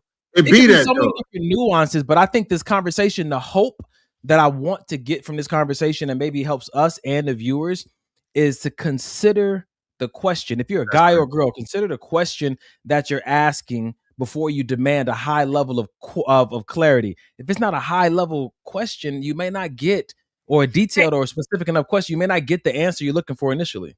But you don't get to dictate what's high level to me. And you don't get to dictate what the type of response that he gives. Correct. That's what I'm saying. You have to ask a leading question. And so she said, let Jay cook. And so the reason I bring this up, is because I hear online too much of the war of the sexes, right? Men versus women. And this is what it comes down to. It's almost like I get to this place to where now I'm bucking up and she's bucking up and you're bucking up because we're pressed on getting our way, getting things understood our way. I think it's hard to be with someone who won't meet you in a place of humility versus this place of superiority. And it's like, I can humble myself and try to explain that in a better way. It's almost like me and one of my friends talk about putting ourselves in each other's shoes often. That's because it's from that lens. Like, let me not walk into this expecting that you go throughout your day like I do, thinking about the things that I think about, and you're wired the way that I'm wired. When I have a different cycle than you, I have a different hormonal routine than you do. When I walk into it with that kind of empathy, I can start to think like, all right, well, I'm going to ask this question. I want a direct one, but there's a great chance they may not get it off the jump. And I think that that's where you start to have some of the most beautiful conversations with the opposite sex that don't have to turn into arguments. I agree. Yeah. So I don't think anything needs to turn into an argument, because we should be able to have this discussion just like this. If we cannot, then that's a different issue. I think we're talking about. But again, like I'm going to say it again. I was today years old. I would have asked that question in the way that I answered, because I would have thought you would have known what I was talking about. That's wild. But if this is so helpful. Yeah, because if I ask you, what are your feelings about me? You say nice. I'm gonna get you like, what? Don't be on FaceTime, because you're gonna see this face, and I'm gonna be like, huh? And think about how now so many people are gonna be impacted by, oh, well, the guys are sitting here like, well, before I answer, let me ask for more clarity. And the girls are sitting here, or possibly sitting here saying, I really want to know about romantic feelings, not the rest of them. So let me ask that exclusively or specifically. That's good. I want to pull up what Ali said. By the way, what up, Rich?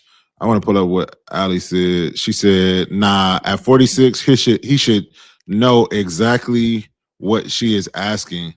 And I feel like that's wild to assume that because of age that somehow men can read women's minds, or should we just assume that everything you say is coming from an emotional standpoint? Because then we're gonna be wrong about that. You know what I'm saying? So we can assume all day long that you're talking emotionally, but then if we call you guys emotional, then that's a problem. So I feel like asking clarifying questions, you can never be too old or too young to do that. Yeah, that's true.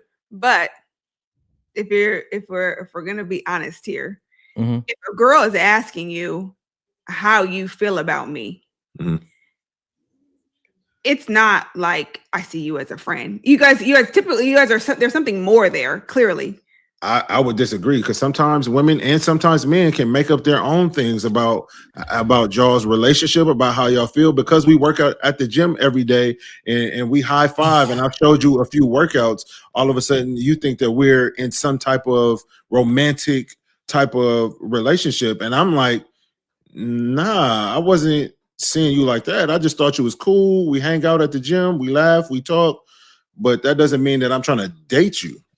So let's aim this at something so that it can be more productive, right? Two situations I want to aim it at, right?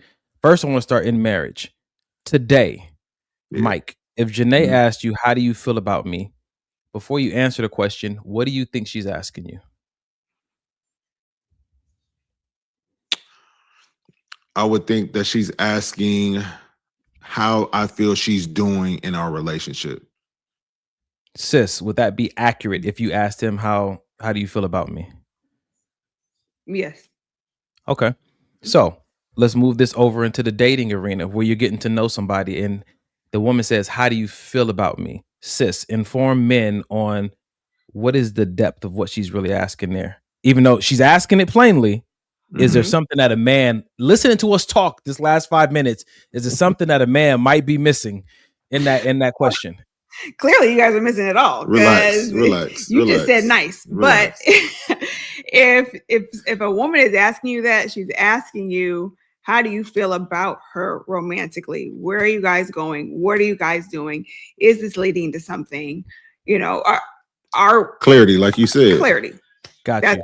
That's what she means. And there's these moments that I've come across, and you're about to be a coach for a little bit, where women have needed an extra layer of, what is it, affirming? Okay. Which, you know what I'm saying, if you're really into her, then, you know, it should be a joy to do that. Yeah. But in this arena, sometimes, you know, emotions can fluctuate. And sometimes that answer that they're looking for is really just for a soothing opportunity for them than real, you know, understanding, because you can break your back doing as a man, Mike, me, we've talked about this. You can do all the things, like you can show up and do all the manual labor and then the care, and don't forget the birthdays and all that kind of stuff, and do these things, and women can still wonder how you feel about me. So explain, if you could, try to give some insight to how does the things that we do don't translate into clarity. Okay. Or I'm sorry, bro. Or can I add to how is it that the things that we do don't translate into how we feel? Okay. Is that also kind of where you're at with it? It's in the same path. Okay. Okay. What So would you we're say, talking sis? about things that you guys do, and it's Mhm. not translating to her in her mind. Yeah. So okay. So I kind of want an example. Is this something so I can speak directly to that? Example of, I think that's what we're looking for too, because when it happens, I'm asking like, I think she's asking for what does it do for you? That, like, Right. hypothetically, what is it that these men are doing that the women should see as, hey, isn't it obvious because I'm doing XYZ? What is the XYZ? oh, what would be the XYZ in a situation? I think, well, I look at maybe a previous relationship a while ago. There's the text every day. There's the going out on dates. There's the little reminders I send, the scriptures or the songs. There's picking you up. There's reminding you that you have a test that day. There's praying for you. You know what I'm saying, before you go into that test. There's saying, hey, I got this for your dog. I know it's not. You know what I'm saying? Like, Say less, my nigga. I know you into her. If she can't see it, So, but this is the thing. That all of that is great. You do all these things, right? How am I supposed to know as the woman that is you choosing me, or that and that it's not? How do I know you don't do this for other people, right? Because so that sounds like access, like maybe you have more access to me, or I do things for you I don't do for other people. How am I supposed to know that as a woman? let me ask you a question then. Would the better question be then, what makes me special? Ooh. Versus how do you feel about me? I mean, that's fair. I like that. I think that what makes you special would provoke a different response from me than how do you feel about me? Okay. That's good. As we try to unpack this, because I promise you, I believe somebody out there is getting ready to ask their girl or their woman this question. And I think that if they're hearing this conversation, I think it's going to help it go a lot better. Yeah. What makes me special to you? Yeah. You know what I'm saying? Outside of what you do, I'm looking for something in the realm of feelings, but at first glance it sounds like a circle, because it's like, I'm doing this because I feel this way about you. Yeah. Well, I don't know if you're doing this for other people. Well, what if I was, but I'm still doing it for you? Would that make you not appreciate it as much because I do this for everybody? And said, no, it wouldn't. Okay, well then what about X, Y, and Z? I only do that with you. Does that kind of give you a little more clarity? Well, what's the feeling?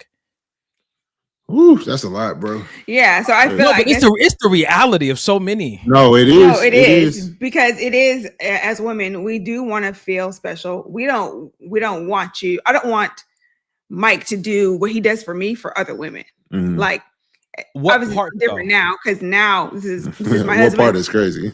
Because there's certain things you see your man doing, you're like, that's because he's a good man. He'll open the door for that woman. You know what I'm saying? Or he'll loan somebody $5 or whatnot. But then I think that men look at things like, okay, so what are the specific things that you don't want me to do, or you feel and we can, because we create a checklist like, okay, cool, I can follow this. But if you tell me I don't want you to make me feel unimportant, that's hard for us to carry out. That's a hard because you don't know how mission they feel unimportant.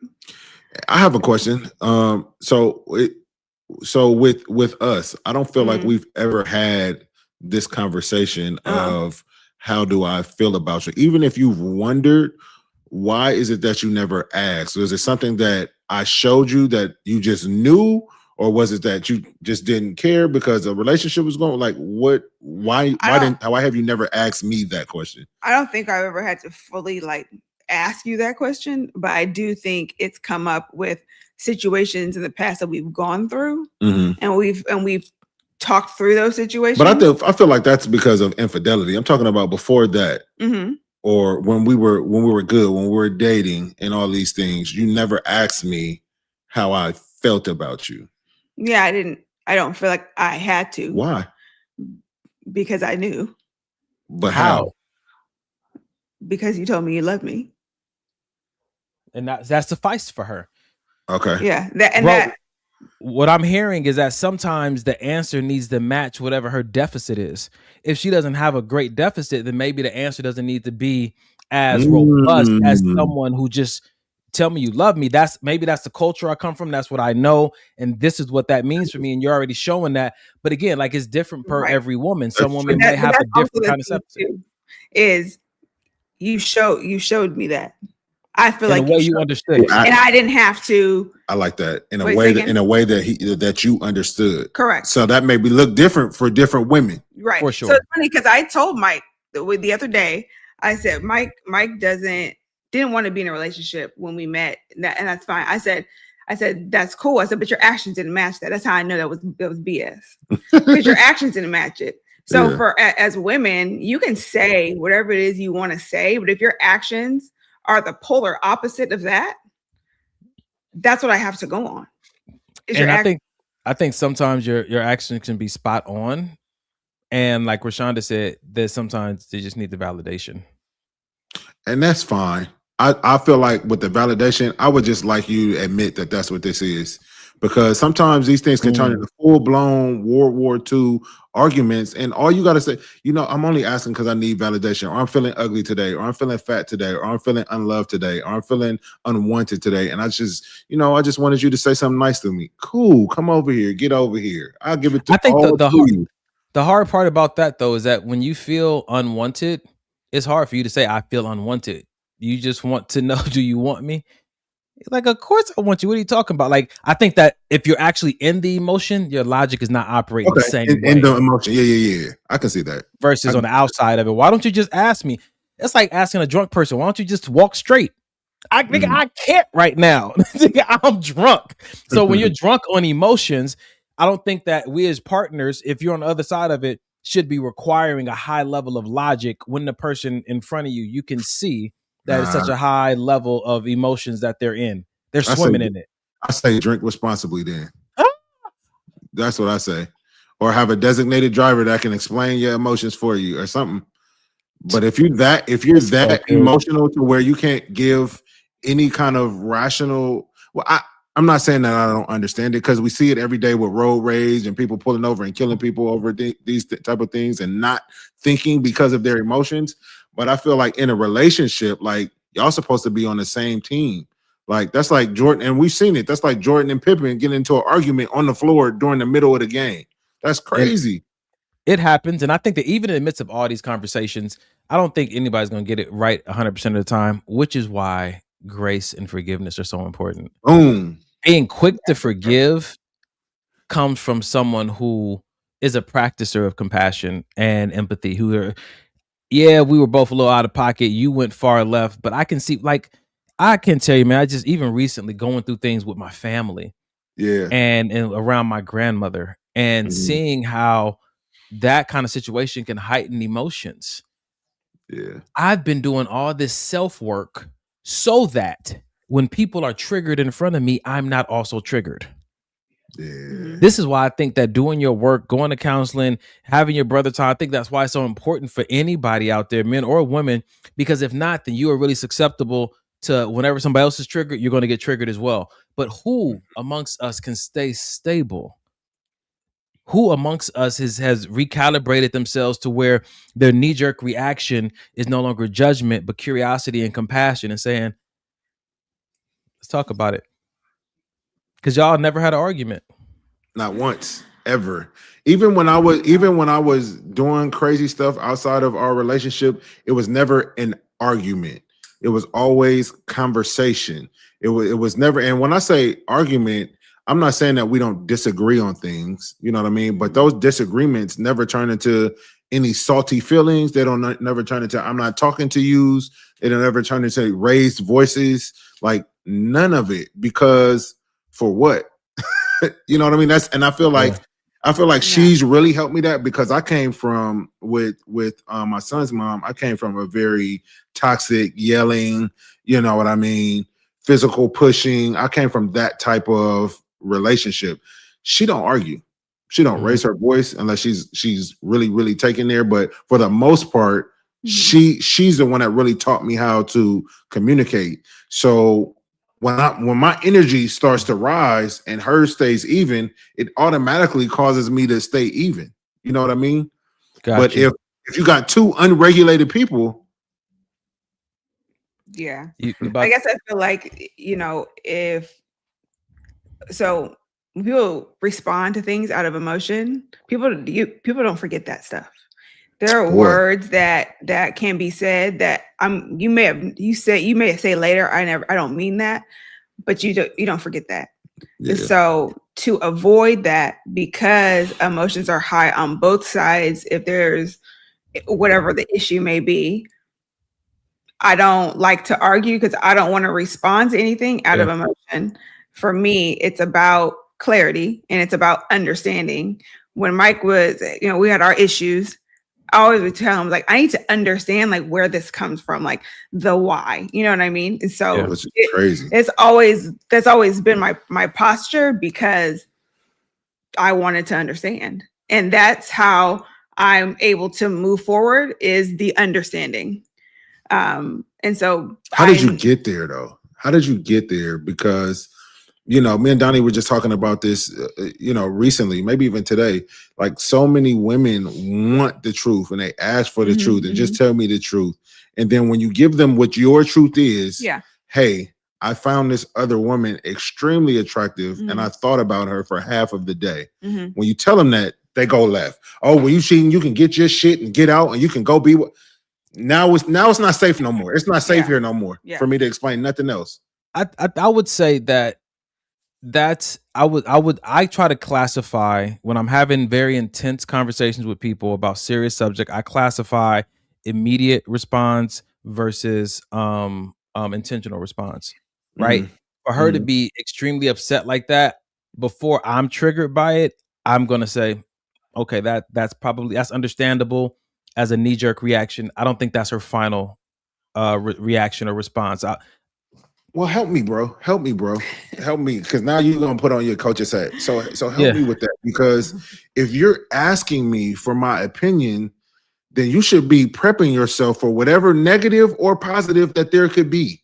So a knee-jerk, I don't understand how a knee-jerk can automatically go to 10 when you just sit here and ask me for my truth.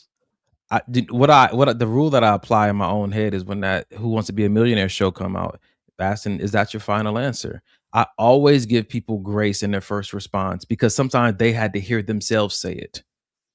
Okay. To be like, okay, hold on. That was hot.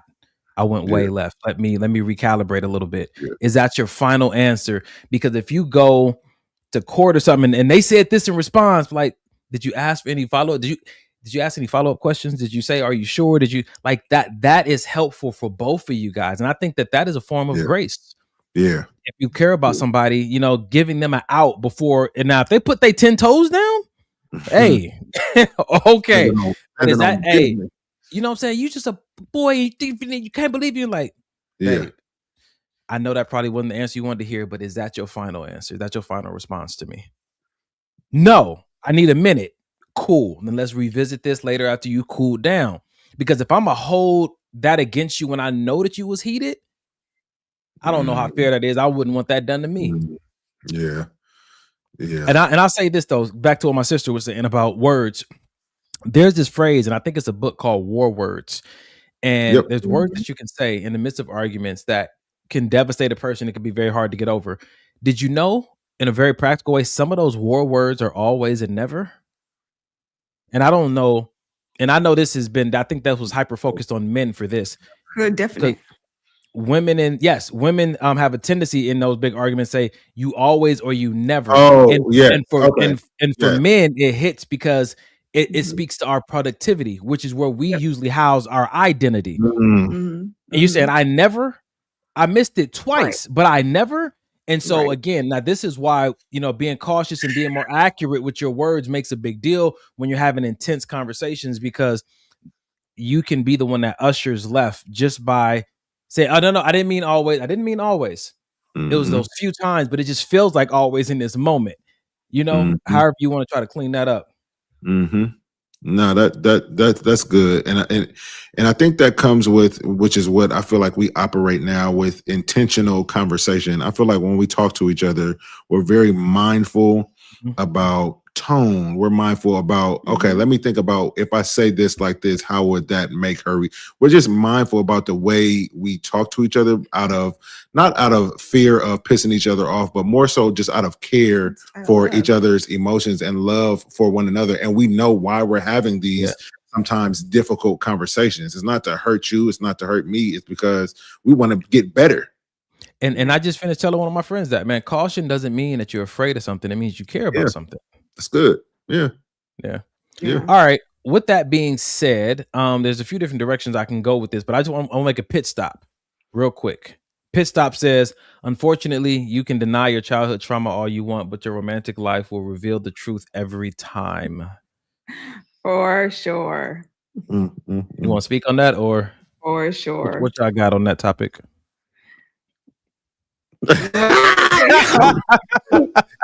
So on my side, yeah, man, it was the things that I was exposed to, that I exposed myself to, just left me looking at relationships just a little skewed, you know what I mean? And then seeing so many of my childhood, friends, mom and dads, and then eventually my own mom and dad get divorced, and a lot of like single parent homes and things like that. And then you hear in the music, you know what I mean? So I feel like when I became an adult, I feel like, yeah, being married is cool. I would want that. Or being in a relationship is cool. I would want that. But I don't think I ever put any real stock into the longevity of marriage, because all the ones that I thought were, oh, this is dope, my parents been together for 20 something years, and then you get divorced. All my real examples that I had of what I thought were healthy marriages ended. So I think it took a lot of reworking in my own brain, a lot of therapy, a lot of conversations that you and I have, a lot of conversations that Janae and I have, to really, reprogram, if you will, my views that I had in my younger years to now how I view relationship. I like it, because it's one thing to try to build hope from what you imagine versus building hope from what you can touch. Yeah. And I heard on one podcast before, the guy asked the people who were on the panel, how many of the women in your life are married? And I think one person said, well, my aunt is, but everybody else, all the women were single. And so in trying to create hope for something, when you only see one person or no people in your life, only people on TV maybe or movie has it, it can be done, but it's a little bit more challenging. Yeah, man, it is. Yeah. I think that one thing that I didn't want to glance over what Mike said, sometimes the music you listen to reinforces the trauma.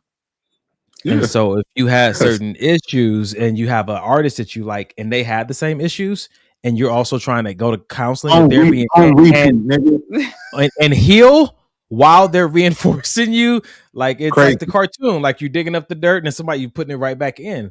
It's crazy. It's crazy. Yeah, and that goes back to even some R&B songs. Yeah, it does. That's why sometimes these big alterations happen after a breakup, because you put on your breakup playlist. And now this is why you and him can't have a follow-up conversation and maybe see if everybody said what they meant, or it has to be like this toxic environment now because you went straight to, your favorite artist. Yeah. That's why everything in the box to the left. When really what you want is you want them back, and you want to talk to them and ask them why.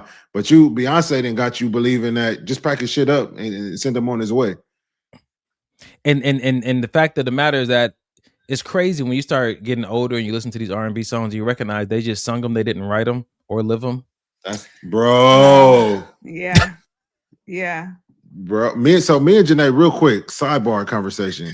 Me and Janae, we were listening to old school R&B songs, SWV, Total. Do you know that most of these songs that these women were singing was about them cheating on a man? You're my little secret. Like, what? We were blown away in the car. Like, these are women singing about cheating on their men. These are not men. The men were singing the songs about "I love you" and "I'm happy to be with you," and the women were singing the songs about Baby, come back. Wow, shit, bro. But babe, what about you? Yes. Childhood trauma? Oh, I think mine's similar to yours. My parents were married for 20-something years and got divorced.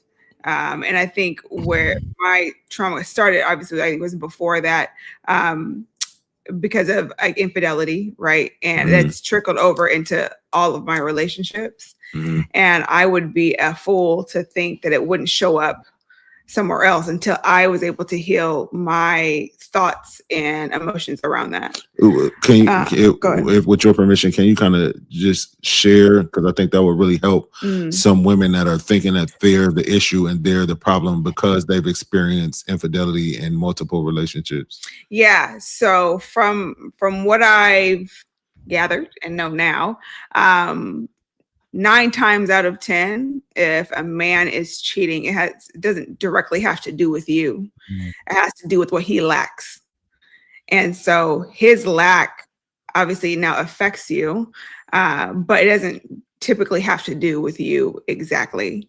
And I didn't find that out until way later in my life. So me internalizing and thinking I did something wrong, something is wrong with me. So at some point that made me now think and equate love to like doing. I had to physically be doing something to gain love from somebody, from a man. And so it's funny because one time Mike had told me like, you don't have to do anything, like, and I love you regardless.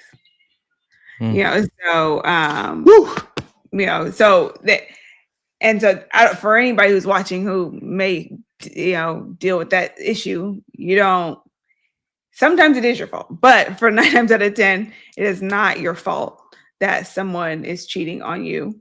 You know, it's just what they lack, and they have to figure out what they lack in order to be able to be better. Yeah. Well said. Well said, sis. Thank you. Ali said, well said. My ex-husband told me all his cheating had nothing to do with me, that I was the best wife he didn't deserve. And he's probably right. He's right when he says that. He didn't cheat on you because you lacked anything. He cheated because he lacked everything he needed to be a good man. Oh, they chiming in now. Yes. All right. I want to switch gears just a little bit. I'm not sure what direction I want to go, but I think I want to tap into the clarity conversation just a little bit more. Okay. And then I want to go a different direction with Mike. So going back to that clarity conversation, this says dating with intention doesn't mean I'm promising forever. It means I'm paying attention to see if forever makes sense with you. First, before we get too deep in it, do you agree with that statement? Yeah, I think that's good. I think. Okay. So when you are dating and you're saying it means I'm paying attention to see if forever makes sense with you, how long do you have to figure that out? So that's not a question that I can answer. That's the same question as how do you feel about me? They come from the same answer. They come from the same heart. As a man, I would think, and I don't know because I'm not a man, I would think you would know there should be qualifiers that you're looking for. Yeah, there should be qualifiers that you look for, right? When you're dating somebody. And if you're dating someone with intention, you should be looking for these qualifiers. That's good. But also you guys get to define what that is. Well, you get to define what it is for you. She defines what it is for her. And you guys would get to define what it is together. Yeah. And so I don't know if you guys ever watched this. You guys used to watch, it's called Love. It was called Love Is. It was a show. With Ray J? Rocket Kill back in the day. It never got renewed. But she had said something that always stuck with me. And she said, love is possible as long as you define it for yourself. Mm. So same thing Wow. when it comes to your intentional dating, Mhm. you guys can intentionally date and whatever that looks like, but you guys have to define it. So what would you say to where you now have these qualifiers in this vision and it doesn't exactly match up? And so then you have the other person saying, hey, maybe it's not packaged like you want, or maybe it doesn't look exactly like you want, and you're trying to control it, but it's flowing, so just let it flow. But what okay, I'm taking back. So What doesn't match up? The qualifiers that you have. Okay, so your qualifiers and her qualifiers don't match. No, your qualifiers, you're not seeing them, but you're also seeing something that's nice, but it's not matching up to your qualifiers. Do you say, let me try and see if this can work also? Or do you draw a hard line at your qualifiers? So are your qualifiers, has she been put in that position to show if the qualifiers Yes. would work? That's what we're saying. Yes. Okay. And they don't. No. And you've seen this multiple times, or it's like a one-time thing? Because this is my experience often comes from the people that I've coached, right? Mhm. I do a lot of relationship coaching, or I did a lot more in the past. And then also I've had my own relationships. And so I see these moments where it's almost like you're at the crossroads of, do I draw a hard line? Or maybe I didn't even know that this should have been a qualifier. Maybe this qualifier is expired and it's too rigid. Yeah. Because sometimes you Yeah. could be into somebody and they'll make you want to change your mind about a qualifier. Yeah, for sure. You know, also, and this might just be how you are, but when it comes to you dating somebody and then you're talking about seeing stuff from people that you coach, that person's not your client. And so like it sounds like you're seeing that person kind of as a client. So My question to you was being informed from my clientele. No, I'm asking this question from the clients that I've had. I definitely create my own qualifiers. I got you. Okay, because I'm like, what are we talking about? Okay, I don't want to marry who they want. I want to marry who I want. Yeah, like Mike say, you ain't got my relationship goals, nigga. You don't know what I care about. Okay, so then take me back. Your question was what about the qualifiers? So what if you have qualifiers, but you're into this person so much they start to make you question if those qualifiers are valid, if they should remain what they are, because maybe you feel a certain type of way. How do you know if the qualifiers you have should remain as qualifiers? Well, are they a non-negotiable or not? I guess anything could be negotiable. No, right? No. So how do you identify what is a non-negotiable? Because sometimes like, well, I want to make sure that me and her believe in the same God, and you meet her and everything's good and she's kind of coming around to it, but not quite there yet. And you're like, oh, she's headed in that direction. That's a compromise on a qualifier. So she believes in a totally other God, or she's just not? I feel like we're getting way too far. Hypotheticals. So I feel thought like that was pretty clear. I feel like if there's a inkling or any kind of wiggle room in what you're calling a non-negotiable, then it's not a non-negotiable. Correct. That's why I said, Fair like, enough. for me, I don't ever want to be with someone who smokes again. So that was a qualifier for you. For me. Yeah. It's So a as good, as handsome as Mike was, if he ever lit up a stogie, that was it. I think it's one thing to you want to smoke a cigar every once in a while. It's another thing to smoke on a daily basis. You smoke cigarettes and then you smoke weed right after that. My ex-boyfriend, that's how I lived in a house like that. Was a large sweater, aren't you? And so I never again. In that large hoodie, is that what he smoked in? I thought it smelled like smoke, to be honest, but I wasn't finna say nothing. Your brother brought it up. I'm not taking one of y'all no more. Your brother brought it up. That was just clickbait. That was clickbait. I'm sorry. Let me move on to the next topic. Mike, let me ask you a question, and your wife might be able to support this. Do you believe that finding a wife has to be the most difficult phase in a man's life? Finding a wife have to be the most difficult. So off bat, it doesn't have to. Is it typically?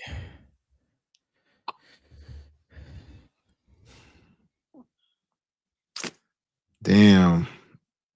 I would say yes, and here's why I would say yes.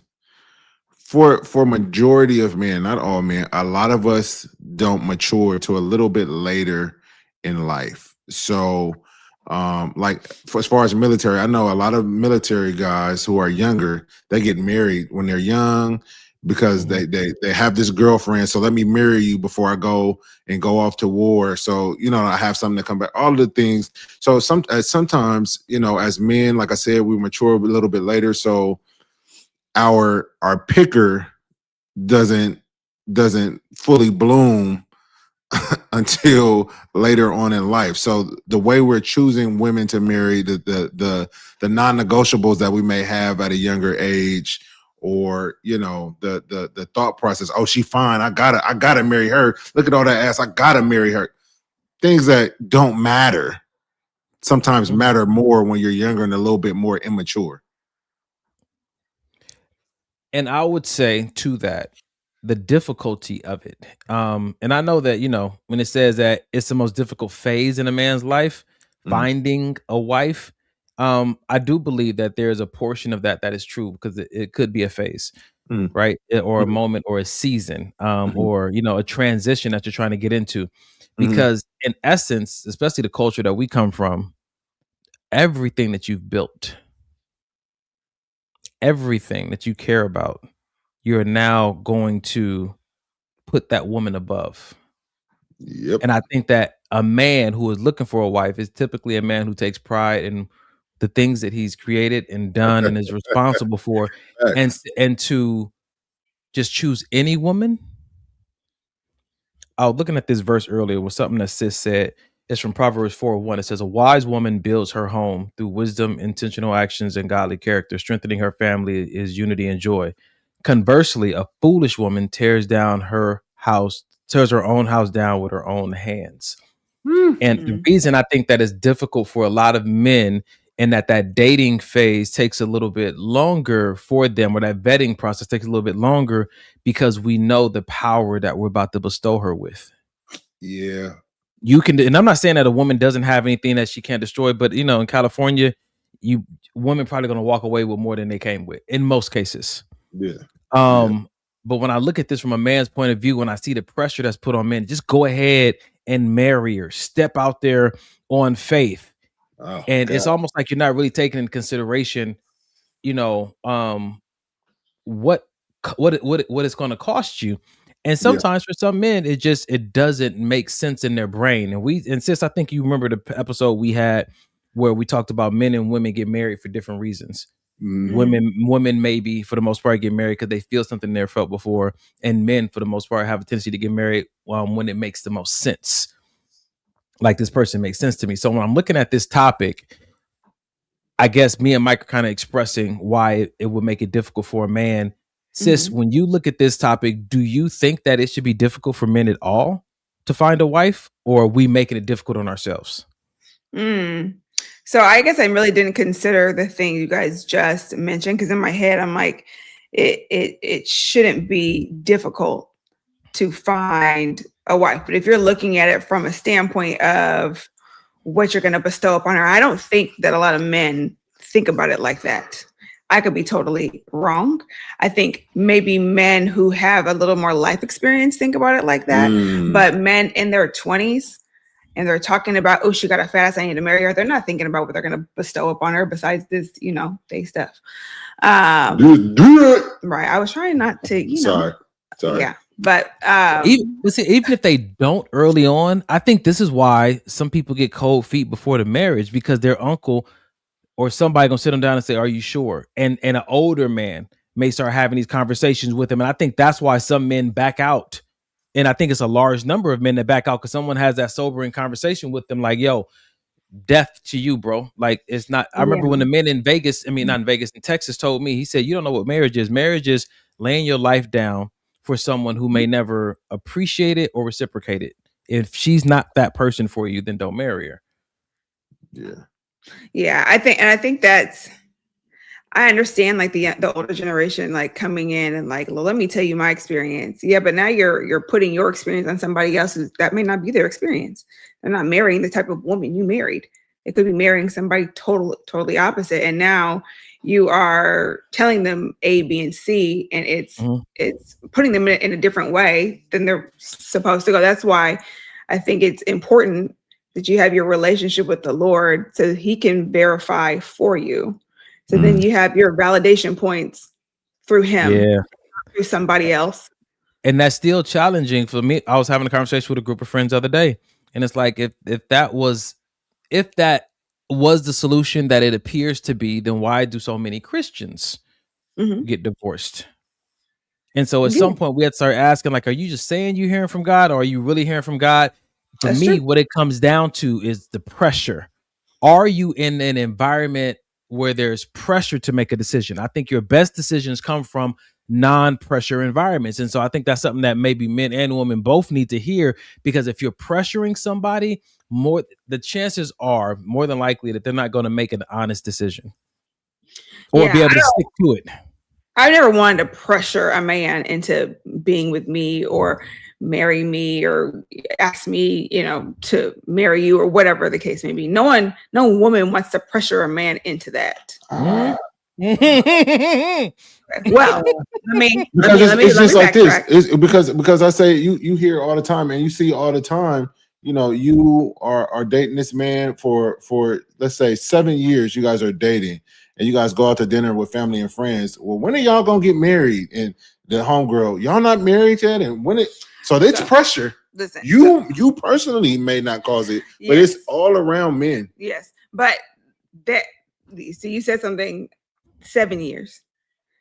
We're dating for 7 years. How old are we? The fact that we need to date for 7 years and we don't know yet if we want to be married. I think you and I probably would have been married earlier had other things, fallen in place differently, right?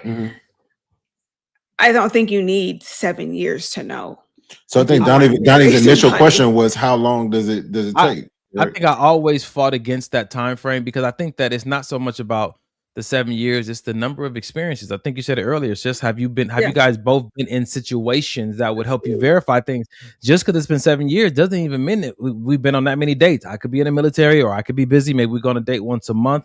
I think people think 7 years, they think that you guys are encountering each other every day, and you still don't have enough information. Sometimes, you can be for sure, and then something significant changes in your life, and then you're like, oh shoot. Yeah, I guess I get that, and I can understand that. But over 7 years, I think you should have been able to see that person in different facets of their life, in different, This goes back to you saying, were you intentional when you were dating to put them in those different situations? Correct. Because if you're just going with the flow, 7 years could easily show up for both of you guys. Yeah, and I guess for me, thinking at the age that I'm at now, no one has time to be sitting here and 7 years down the line, now you want to get married. Like, I'm not dating somebody for 7 years, waiting on you to make a decision. And the crazy thing about it, though, is that for some people, where they're at is fine. Some people aren't even, they're like, we'll marry whenever we marry, and there's always those anomalies out there. Sure. But I think this conversation is really tailored to those who feel the need to pressure anything and expecting an honest or an authentic response that they can stay committed to in response to your pressure. Yeah. Okay. So I have a question for you. Yeah. Does that question asked me in the beginning? I just answered what do you mean no? Go ahead. You answer my question. The question you asked me in the beginning, how do you feel about me? Does that sound like pressure to you? No. That's a good question. No. I think that I honestly say no. The question doesn't. It also depends on the history of the person asking the question. If this is not, if they have a history of putting you in ultimatums or being confused about how you feel about them. I remember I told the girl, I said, I'm not interested in dating anyone whose internal voice has a bias against me. Woo. And so that comes from me being in situations with multiple people to where I would do all the things that they asked, but they inside just wouldn't allow themselves to be convinced that I was really into them. And it was internal dialogue that was going on, which could be trauma. It could be a lot of things. So initially the question doesn't feel like pressure. It feels like a great opportunity for me to express to you, like, damn, like it's so nice being around you. And I'm using that word again because what if my life isn't, or what if my experiences have not been nice? Nice probably holds a big value for me. And I say it because it does.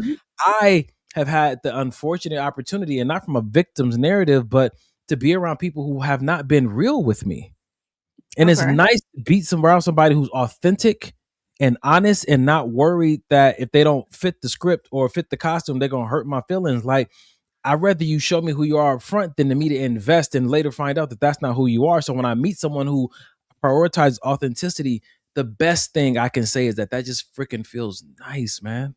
It's so nice to meet somebody like that. And of course I can expound upon that. But if that person meets my nice response with some kind of judgment, then all of a sudden it's like, how authentic do I feel I can be in this moment? Yeah. But you also, but what you just said to me is not what you said to me in the beginning. You said you answered it with nice, but you right because we've had an hour and a half to unpack it. Right. But in your response, you wouldn't think your response should be like, oh, it's nice to be around you, not just nice, like a one-word answer. It depends how much time I have to answer. If like, what if she would have held that against me from my first response instead of using my new practice? Like, is that your final answer? I'm like, oh shoot, okay, hold on, let me dig deeper. And I've done that before. That, she asked you other questions after you said nice, though. She didn't meet you with any kind of static. You asked them other questions. Like, what does that mean? Perfect. I'm glad you asked.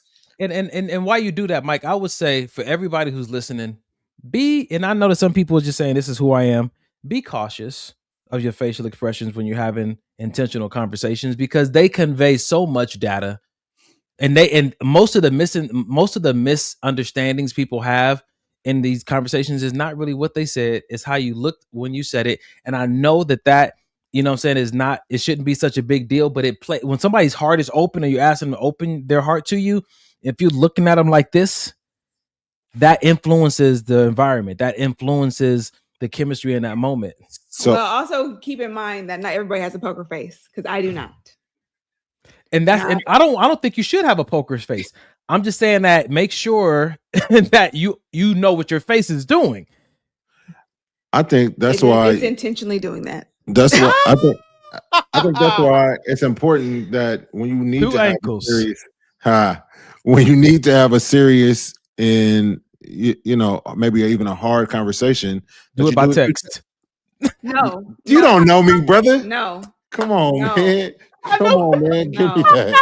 God, send them a text message. Use emojis to express yourself. Let me send them a meme. Works every time. I divorces, breakups, having a conversation, cheating needs to all happen through text message. That way, they can't get your facial expressions misconstrued. Listen, I'm getting out of here because you need to figure out a lie. No, let me ask you in the moment. I don't like to text in general.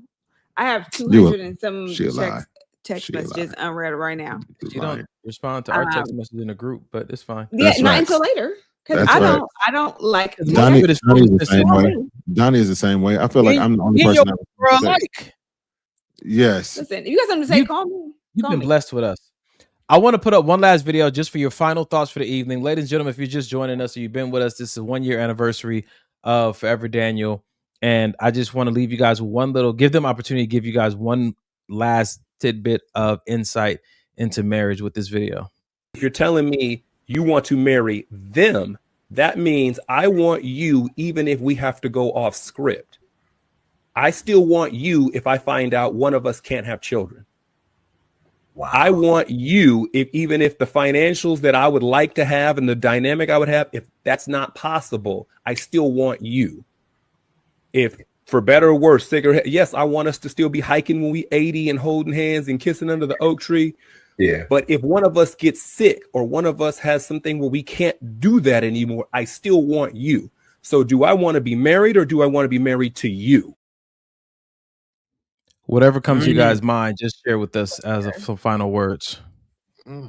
That's good. I think I like that. The differentiation. Do you want to be married or do you want to be married to that person? Because at the end of the day, marriage is for better or for worse. So all of those things, you can't have kids, you know, I don't know, something happens in the stock market, you guys lose all your money. Do you still want to be married to that person? Or, and for me, that's the unconditional love that a marriage requires. Because if one of those things she can't have kids, you guys lose your money or whatever the case may be. That condition is now set upon you and you want to get a divorce. Because there's always a solution, right? There's a solution to having kids. Someone else can have kids for you, or you can adopt. You can always make more money. There's I feel like a lot of people, especially these days, are going into marriages with divorce as an option. Like plan B. Like, man, if this shit don't work, I could just get a divorce. And I feel like the way to go into a marriage is divorce is not an option.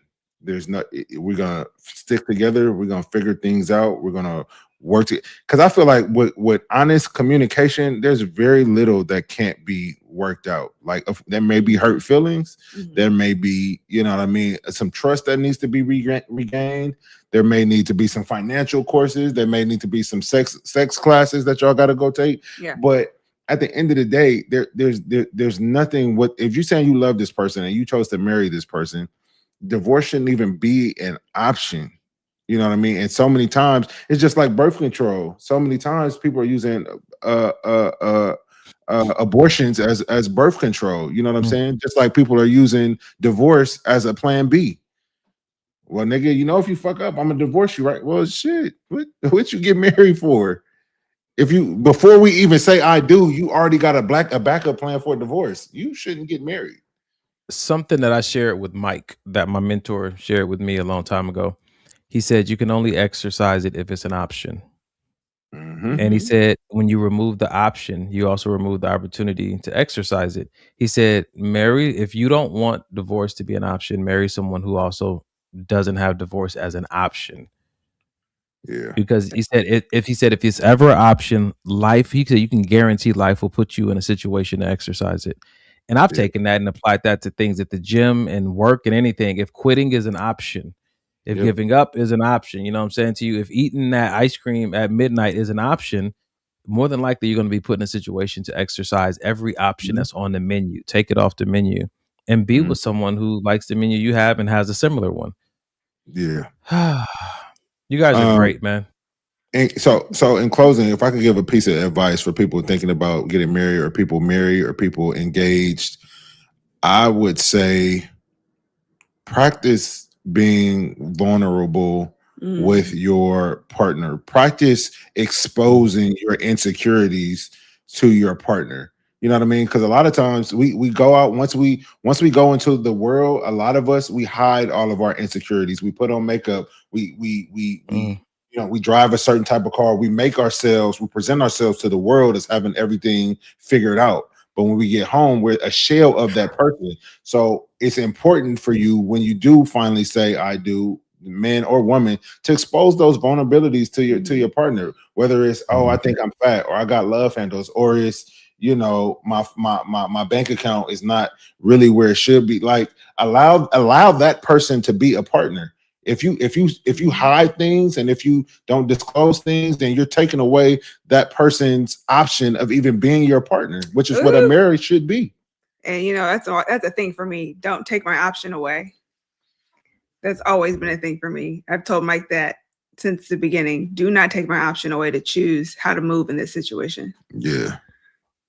So, and even deeper than that, if you're going to be vulnerable with your partner, yes, I do think that's needed.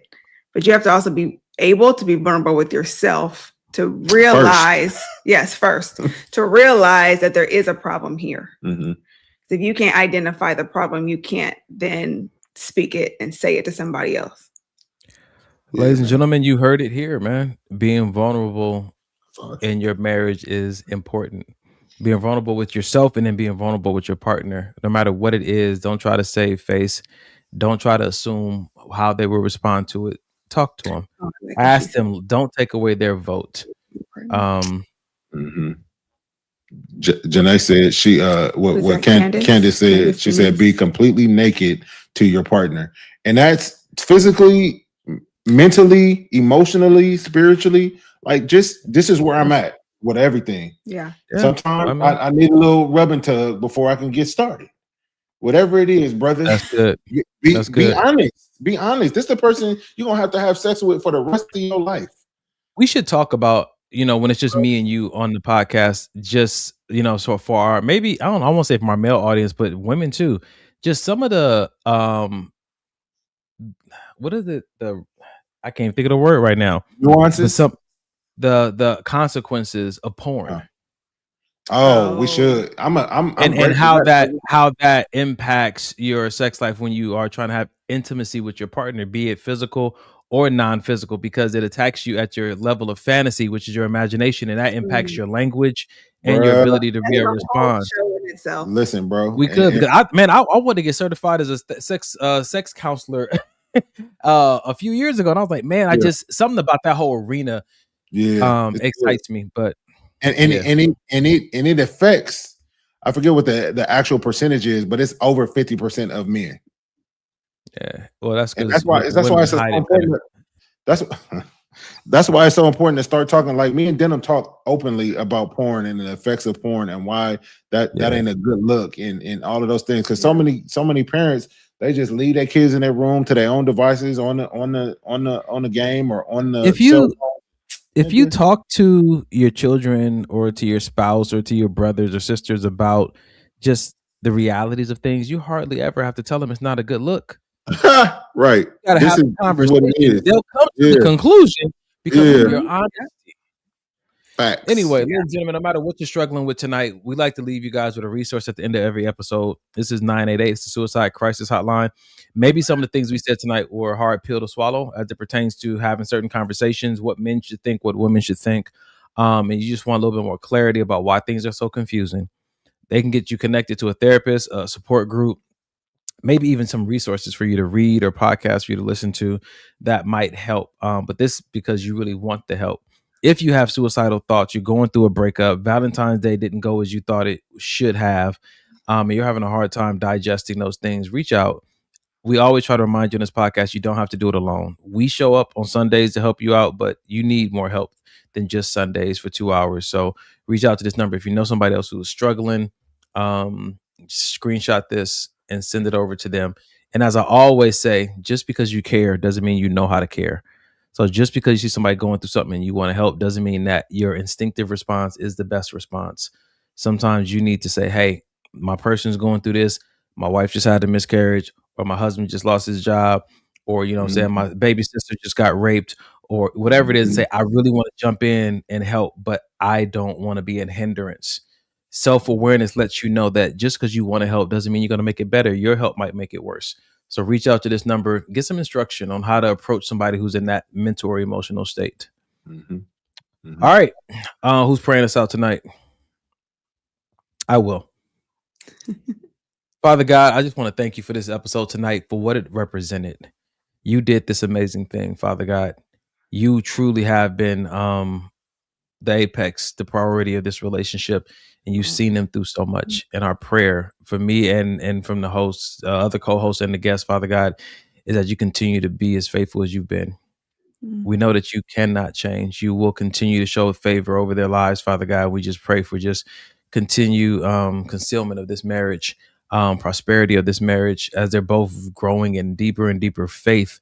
Father God, we're just praying, Lord, that they continue to see more and more of who you truly are and want to be for them. We thank you, Father God, for the things that they're continuing to work through, that you continue to put the right people around them. Help me and the other friends that are close to them be a positive influence, Father God. Be a faith-driven support system for them as they trek on their way to the promised places that you have for them. May all the worry be washed away, all the anxiety be washed away. That may they stand firm, Father God, on what you've said. And we thank you for this podcast and what it's going to grow into behind the genius minds of Mike's wife, for all these different books and paraphernalia. Just continue to show us the way. And also those who are generous donors, put it on their heart to send over the cashola. And if they don't, we know that you'll still provide a way. So we thank you for this podcast tonight for 1 year. And we just thank you for 100 to come. In Jesus' name, amen. Amen. All right, y'all. Until next time. 2 Chainz. Can we talk for a minute?